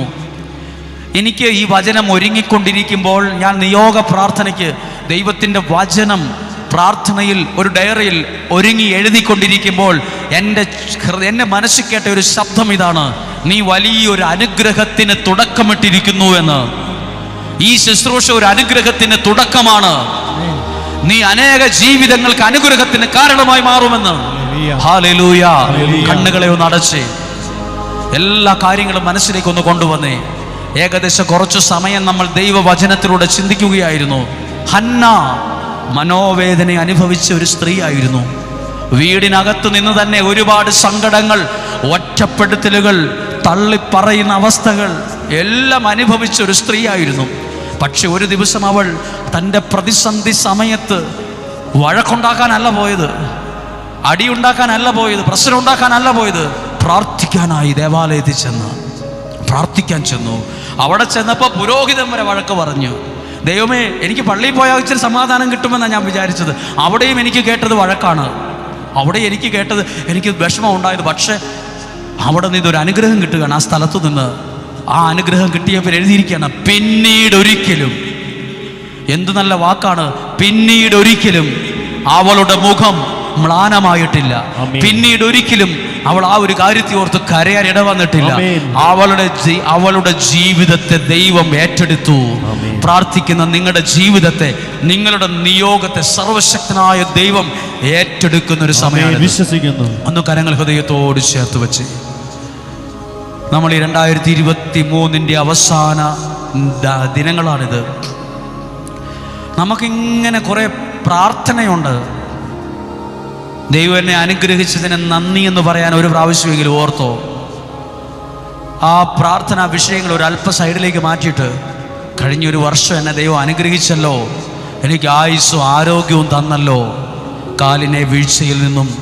കണ്ണിനെ കണ്ണുനീരിൽ നിന്നും ജീവനെ മരണത്തിൽ നിന്നും കാത്തല്ലോ. നന്ദി പറഞ്ഞെന്ന് പ്രാർത്ഥിച്ചേ. കർത്താവെ, അങ്ങയുടെ കരങ്ങളിൽ ജീവിതത്തെ കൊടുക്കുവാണ്. ഇവർ ഒത്തിരി ദൂരെ നിന്നാണ് കർത്താവെ വന്നിട്ടുള്ളത്. രാത്രി ശരിക്കും ഉറക്കം പോലും ഇവർക്ക് കിട്ടിയിട്ടില്ല. ഒത്തിരി സങ്കടമായിട്ടാണ് വണ്ടി ഓടിച്ചും ടാക്സി വിളിച്ചും ഒക്കെ വന്നത്. പക്ഷെ കർത്താവെ, ഇവരുടെ മുഖം മ്ലാനമാകാൻ അനുവദിക്കരുത്. ഇവിടെ വന്നതൊരു വിടുതലിൻ്റെ സ്റ്റാർട്ടിംഗ് ആയിരിക്കണം, ഒരു അനുഗ്രഹത്തിന്റെ തുടക്കമായിരിക്കണം. ഇവിടെ നിങ്ങൾക്ക് 2024 എന്ന വർഷം ഓർക്കുമ്പോൾ ദൈവമേ, പ്രാർത്ഥിച്ചതിന് ഉത്തരം കിട്ടിയല്ലോ എന്ന് 10 പേരോട് പറയാൻ ഇടയാകത്തക്ക വിധം ഒരു സാക്ഷ്യമുണ്ടാകട്ടെ. Hallelujah, hallelujah. കരങ്ങളൊന്ന് ഹൃദയത്തോട് ചേർത്ത് നിങ്ങൾ ചിന്തിക്കും. ലാബാൻ പറഞ്ഞതുപോലെ, നിനക്ക് എന്നോട് താല്പര്യമുണ്ടെന്ന് നീ പോകരുത്. നീ കാരണമാ എന്നെ ദൈവം അനുഗ്രഹിച്ചതെന്ന് എനിക്ക് നന്നായിട്ട് അറിയാം. നിന്നിലൂടെയാ എൻ്റെ ജീവിതത്തിൽ എല്ലാ ഉയർച്ചയും വന്നെന്ന് എനിക്കറിയാം. നീ ദൈവം ഇത് പോകരുത്, എന്നോട് പിണങ്ങി പോകരുത്. അത് യജമാനന് മനസ്സിലായി. ഇതുപോലൊരു ഭർത്താവിനും ഭാര്യയ്ക്കും മക്കൾക്കും ഒക്കെ മനസ്സിലാകട്ടെ. ഭർത്താവ് ഭാര്യയോട് പറയാനിട വരട്ടെ. ഭർത്താവ് ഭാര്യയോട്, നീ കാരണമാണ് നമ്മുടെ വീട് അനുഗ്രഹിക്കപ്പെടാൻ കാരണം. നീ വന്നേ പിന്നെ, നീ കാല് കുത്തിയ പിന്നെ ഈ പ്രശ്നം ഉണ്ടായെന്നാ പലരും പറഞ്ഞുകൊണ്ടിരിക്കുന്നത്. നീ വന്നേ പിന്നെ ഈ വീട്ടിൽ സ്വസ്ഥത പോയത്. നീ വന്നേ പിന്നെ എൻ്റെ ബിസിനസ്സൊക്കെ തകർന്നത്. ഇതൊക്കെയാണ് നമ്മുടെ വീട്ടിൽ പറഞ്ഞിട്ടുള്ള പൊട്ടവാക്കുകൾ. അത് മാറ്റണം, അത് തിരുത്തിക്കളയണം, അത് തിരുത്തണം. എന്നിട്ട് പറയണം, നീ കാരണമാണ്. നീ വന്നേ പിന്നെ എൻ്റെ ജീവിതം അനുഗ്രഹമായത്. നീ വന്നേ പിന്നെയാണ്. ഞാനൊരു സ്ഥലത്ത് പ്രാർത്ഥിച്ചുകൊണ്ടിരിക്കുമ്പോൾ, ഇവിടെയല്ല, വേറൊരു സ്ഥലത്ത് ധ്യാനം നടത്തിക്കൊണ്ടിരിക്കുമ്പോൾ എനിക്ക് കിട്ടിയ ഒരു സന്ദേശമാണ്. ആ ഭാര്യ ഒട്ടും ഇഷ്ടമല്ല. ഭർത്താവിന് ഭാര്യ ഒട്ടും ഇഷ്ടമല്ല, മിണ്ടത്തില്ല. പരമാവധി പുള്ളി 11 മണി കഴിഞ്ഞിട്ട് വരാൻ നോക്കത്തുള്ളൂ. കാരണം എന്തോ ഇഷ്ടക്കേട് കൊണ്ട്. എൻ്റെ അപ്പുറത്തെ സെറ്റിയെ കിടന്ന് ഉറങ്ങും. പക്ഷെ ആ വ്യക്തി പ്രാർത്ഥിച്ചപ്പോൾ ഒരു സന്ദേശം കൊടുക്കുവാണ്. സഹോദര, ആ വ്യക്തിക്കൊരു സന്ദേശം കൊടുക്കുവാണ്. നിന്റെ ഭാര്യയുടെ പ്രാർത്ഥന കൊണ്ടാണ് കുഞ്ഞെ നീ ഇന്നും ജീവിച്ചിരിക്കുന്നത്. അത് ഈ മനുഷ്യൻ ചിന്തിച്ചിട്ട് പോലുമില്ല. അയാളുടെ ഭാര്യ ഇയാൾക്ക് വേണ്ടി പ്രാർത്ഥിക്കുന്ന അയാൾ മനസ്സാവാച ചിന്തിച്ചിട്ട് പോലുമില്ല. പക്ഷെ ദൈവം അയാളെ ഓർമ്മപ്പെടുത്തി, നീ തകർന്ന് തരിപ്പണമാകേണ്ട ആളായിരുന്നു.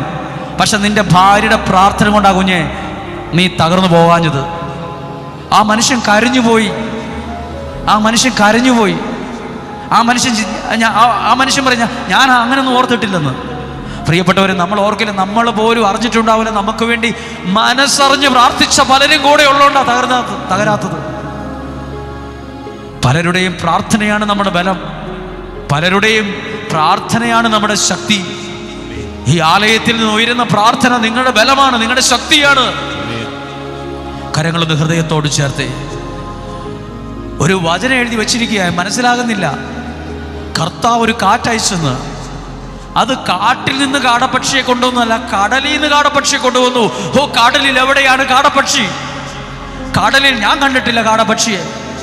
കടൽ കാക്ക കണ്ടിട്ടുണ്ട്, അല്ലെങ്കിൽ കൊക്കിനെ കണ്ടിട്ടുണ്ട്. കടലിൽ എവിടെയാണ് കാടപ്പക്ഷി? കാടപ്പക്ഷി താമസിക്കുന്നത് കാട്ടിലാണ്. ദൈവമേ, നീ എങ്ങനെ അത് കടലിൽ നിന്ന് കൊണ്ടുവന്നു? ദൈവത്തിന് അസാധ്യമായ ഒന്നുമില്ല. ദൈവത്തിന് അത്ഭുതങ്ങൾ ചെയ്യാൻ പറ്റും. നിങ്ങൾ ചിന്തിക്കും, ഈ നശിച്ച വീട്ടിലിരുന്ന് എനിക്ക് എന്ത് രക്ഷപ്പെടാനാ? ഈ പൊട്ട കുടുംബത്തിൽ ജനിച്ച ഈ ഒരു ഭാഗ്യമില്ലാത്ത വീട്ടിൽ ജനിച്ച് ഞാൻ എങ്ങനെ രക്ഷപ്പെടാനാ? അസാധ്യ കാര്യങ്ങൾ ചെയ്യാൻ ദൈവത്തിന് പറ്റും. കാടലിൽ നിന്ന് പോലും കാടപ്പക്ഷിയെ കൊണ്ടുവരാൻ ദൈവത്തിന് സാധിക്കും. ഹല്ലേലൂയ. വീട്ടക്കുകാർക്കും എംടക്കുകാർക്കും കഴിയാത്തത് നിന്നെ കൊണ്ട് ദൈവം ചെയ്തെന്നിരിക്കും. അത് ദൈവത്തിന്റെ പ്രവൃത്തിയാണ്. ഞാൻ രക്ഷപ്പെടില്ല, എൻ്റെ വീട് ഇങ്ങനെയാ, എൻ്റെ അമ്മ ഇങ്ങനെയാ, എൻ്റെ അപ്പൻ ഇങ്ങനെയാ, എൻ്റെ വീട് ഇന്ന സ്ഥലത്താ, ഞങ്ങളൊക്കെ ശപിക്കപ്പെട്ട കുടുംബങ്ങളാ, വർഷങ്ങളായിട്ട് ഞങ്ങൾ ഇങ്ങനെയാ ജീവിക്കുന്നത്, ദാരിദ്ര്യം പറയാതെ.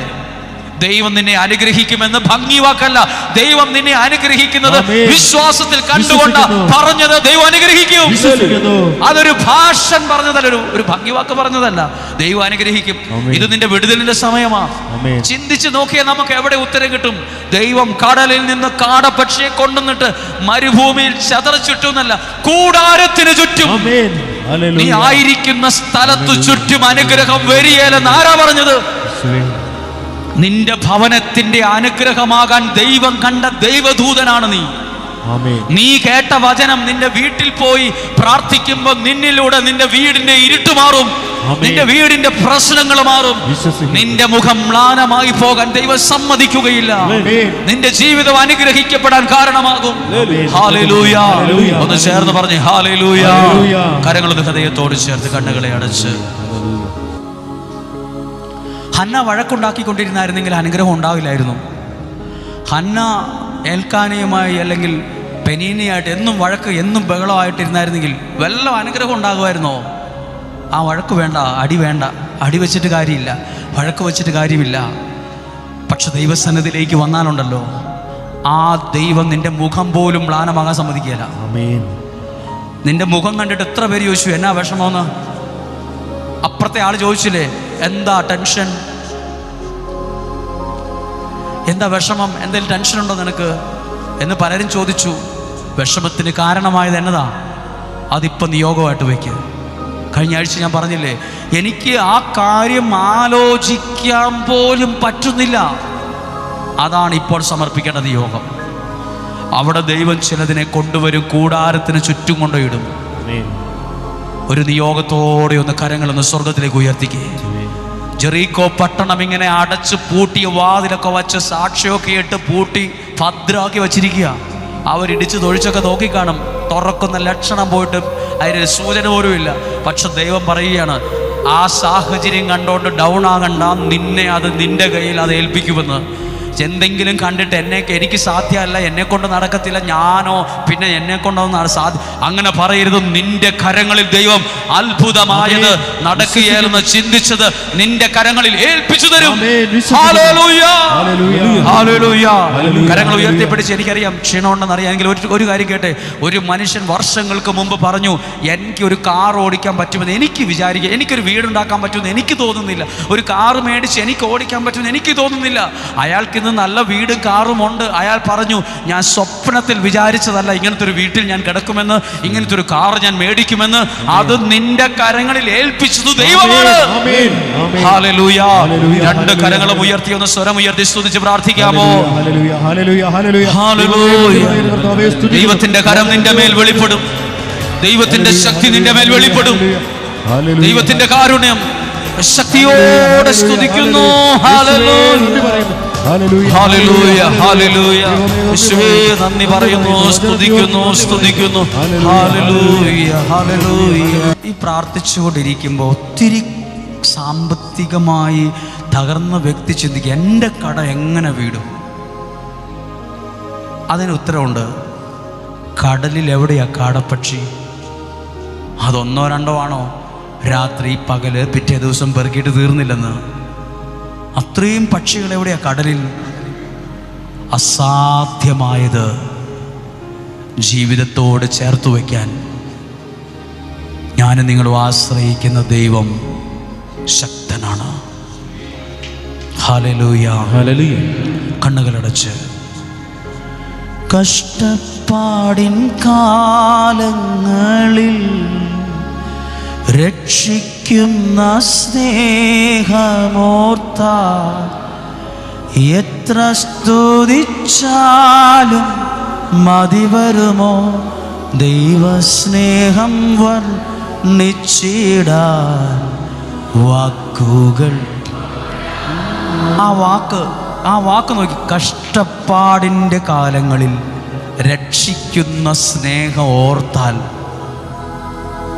അതാണ് നമ്മൾ ഓർക്കേണ്ടത്. കഷ്ടപ്പാടിൻ്റെ കാലം, മനോവേദന, ആ കാലത്ത് രക്ഷിക്കുന്ന ദൈവം. ഒന്ന് പാടാമോ? കഷ്ടപ്പാടിൻ കാലങ്ങളിൽ രക്ഷിക്കുന്ന സ്നേഹമോ. ഒന്നും കൂടെ, ഒരു പ്രാവശ്യം കൂടെ. കഷ്ടപ്പാടിൻ കാലങ്ങളിൽ രക്ഷിക്കുന്ന സ്നേഹമോർത്ത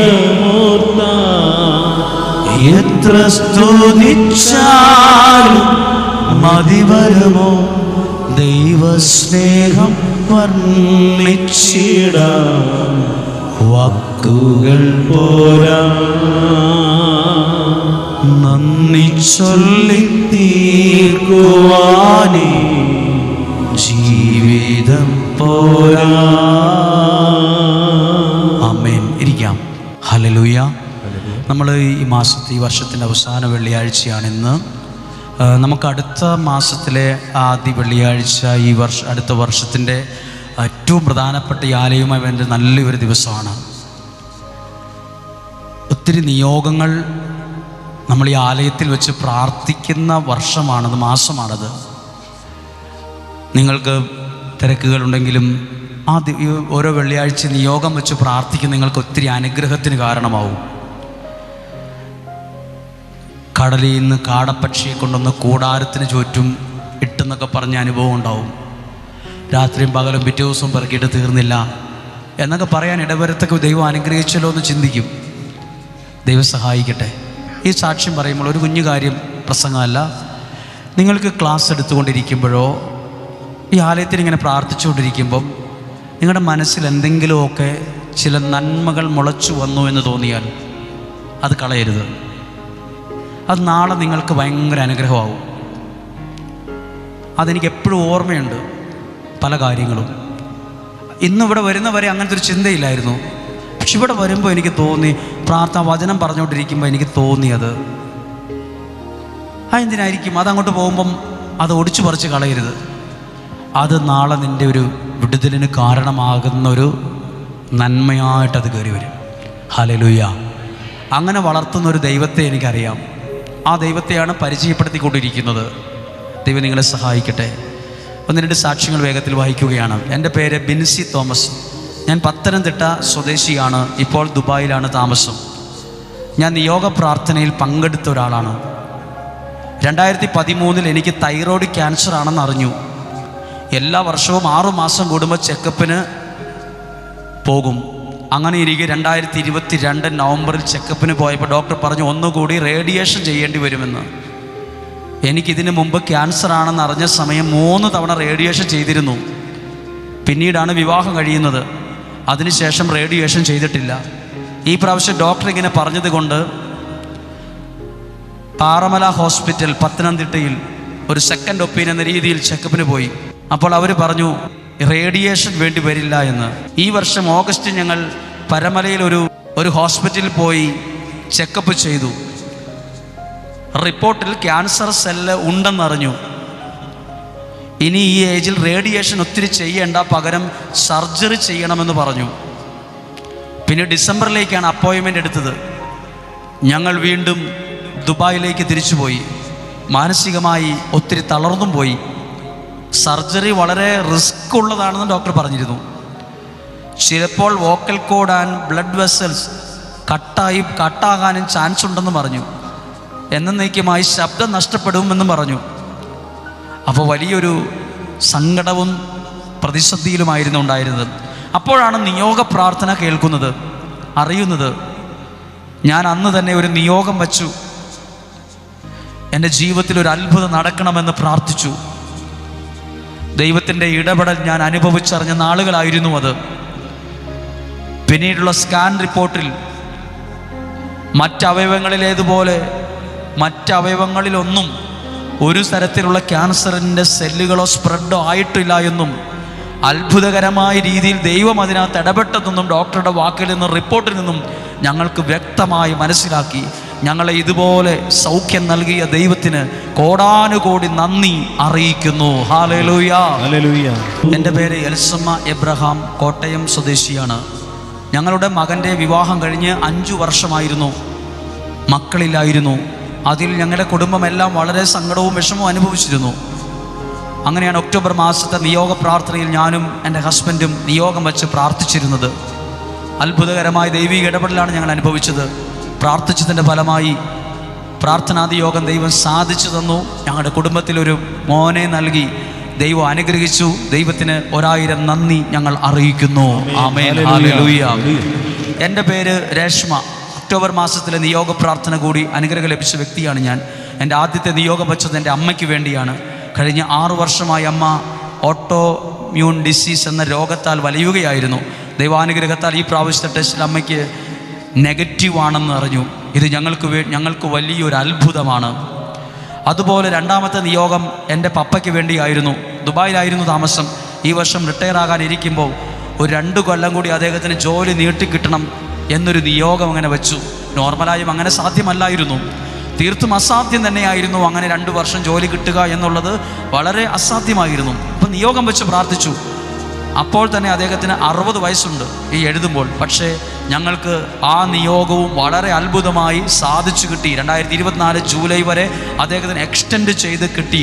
ഈ 2 അസാധ്യ കാര്യങ്ങൾ ദൈവമാണ് ഞങ്ങളുടെ കുടുംബത്തിൽ നിയോഗ പ്രാർത്ഥനയിൽ സാധിച്ചു തന്നത്.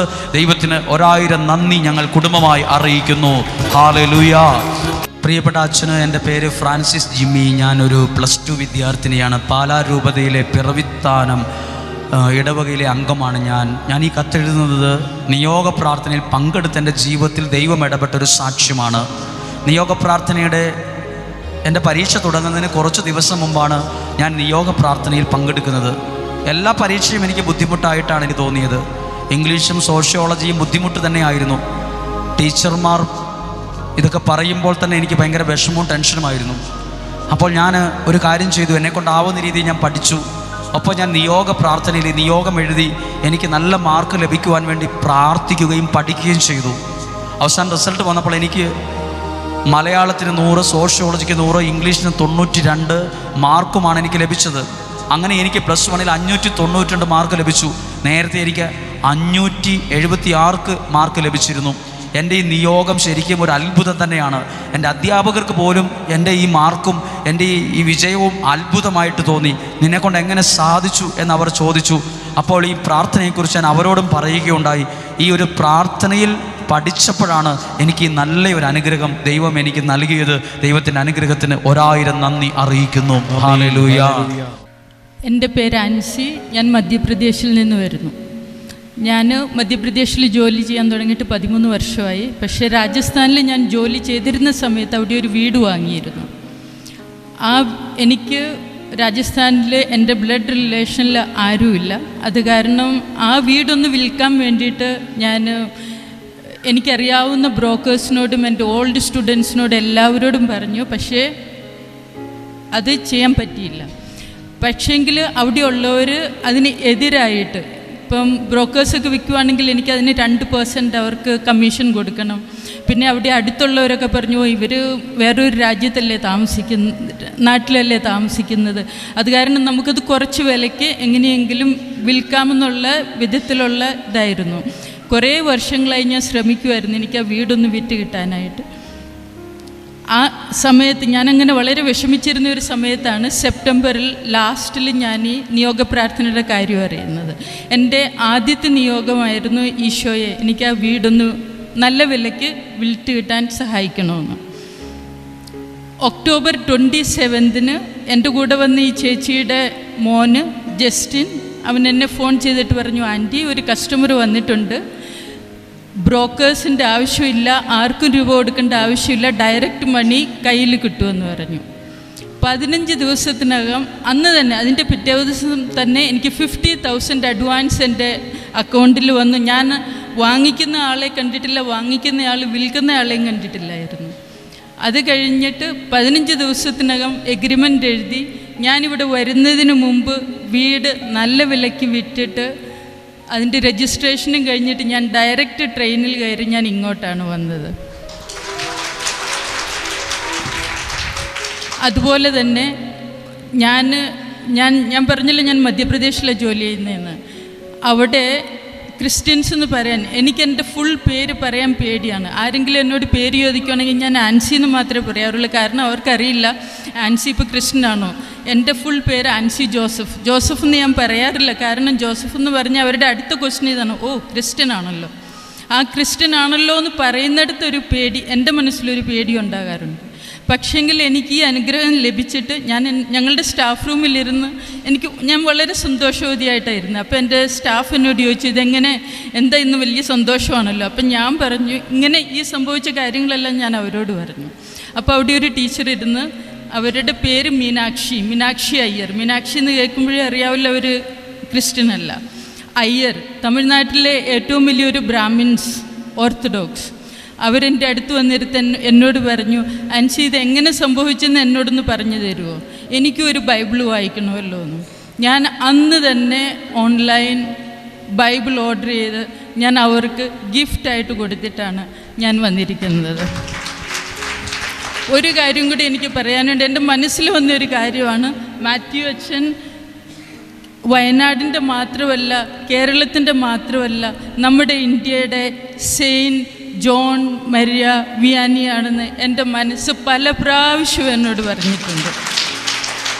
ആ അച്ഛൻ വഴി ഈശോ എനിക്കിന്ന് തന്നിരിക്കുന്ന ഈ കോൺഫിഡൻസുമായിട്ട് ഞാനിന്ന് ഇവിടുന്ന് പോകുന്നു.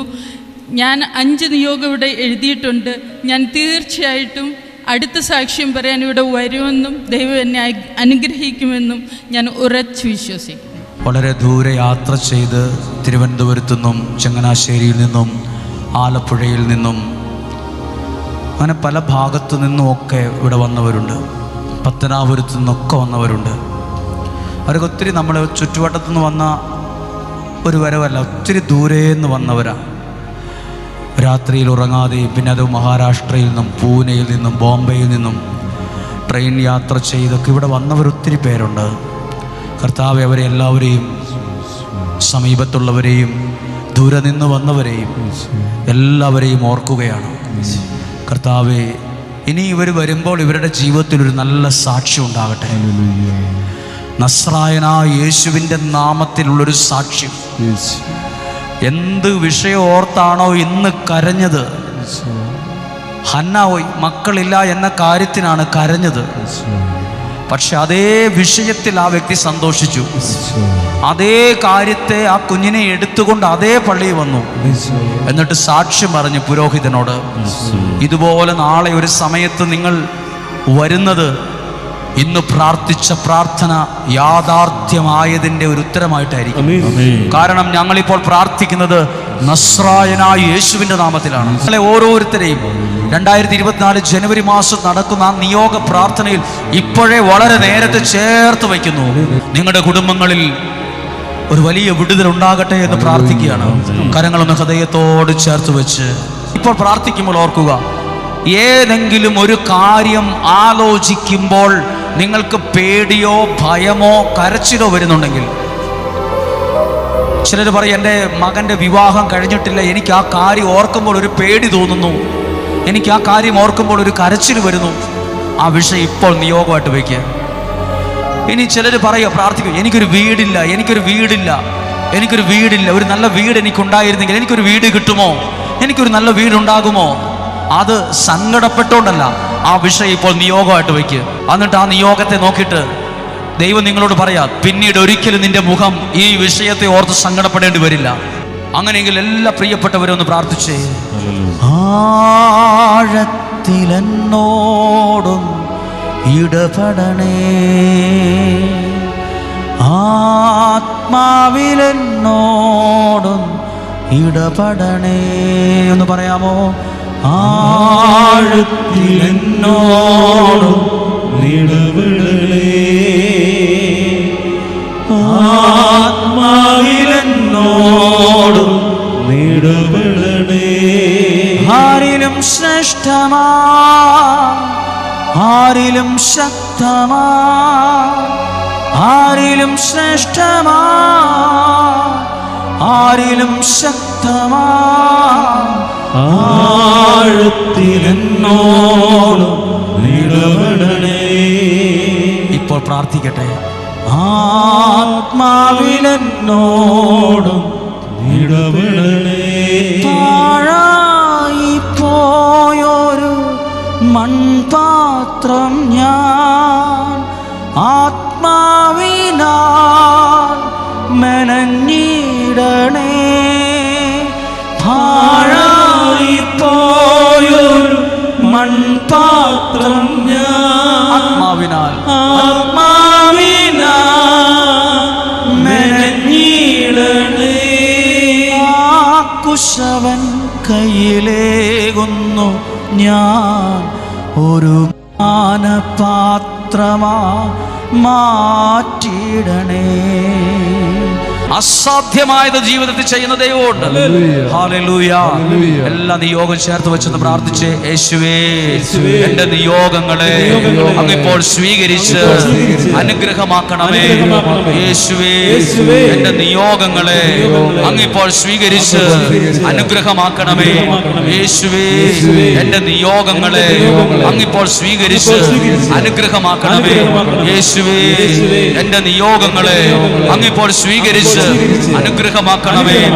യേശുവേ അങ്ങന്റെ നിയോഗങ്ങളെ ഇപ്പോൾ സ്വീകരിച്ച് അനുഗ്രഹമാക്കണമേ. യേശുവേ അങ്ങന്റെ നിയോഗങ്ങളെ ഇപ്പോൾ സ്വീകരിച്ച് അനുഗ്രഹമാക്കണമേ. യേശുവേ അങ്ങന്റെ നിയോഗങ്ങളെ ഇപ്പോൾ സ്വീകരിച്ച് അനുഗ്രഹമാക്കണമേ.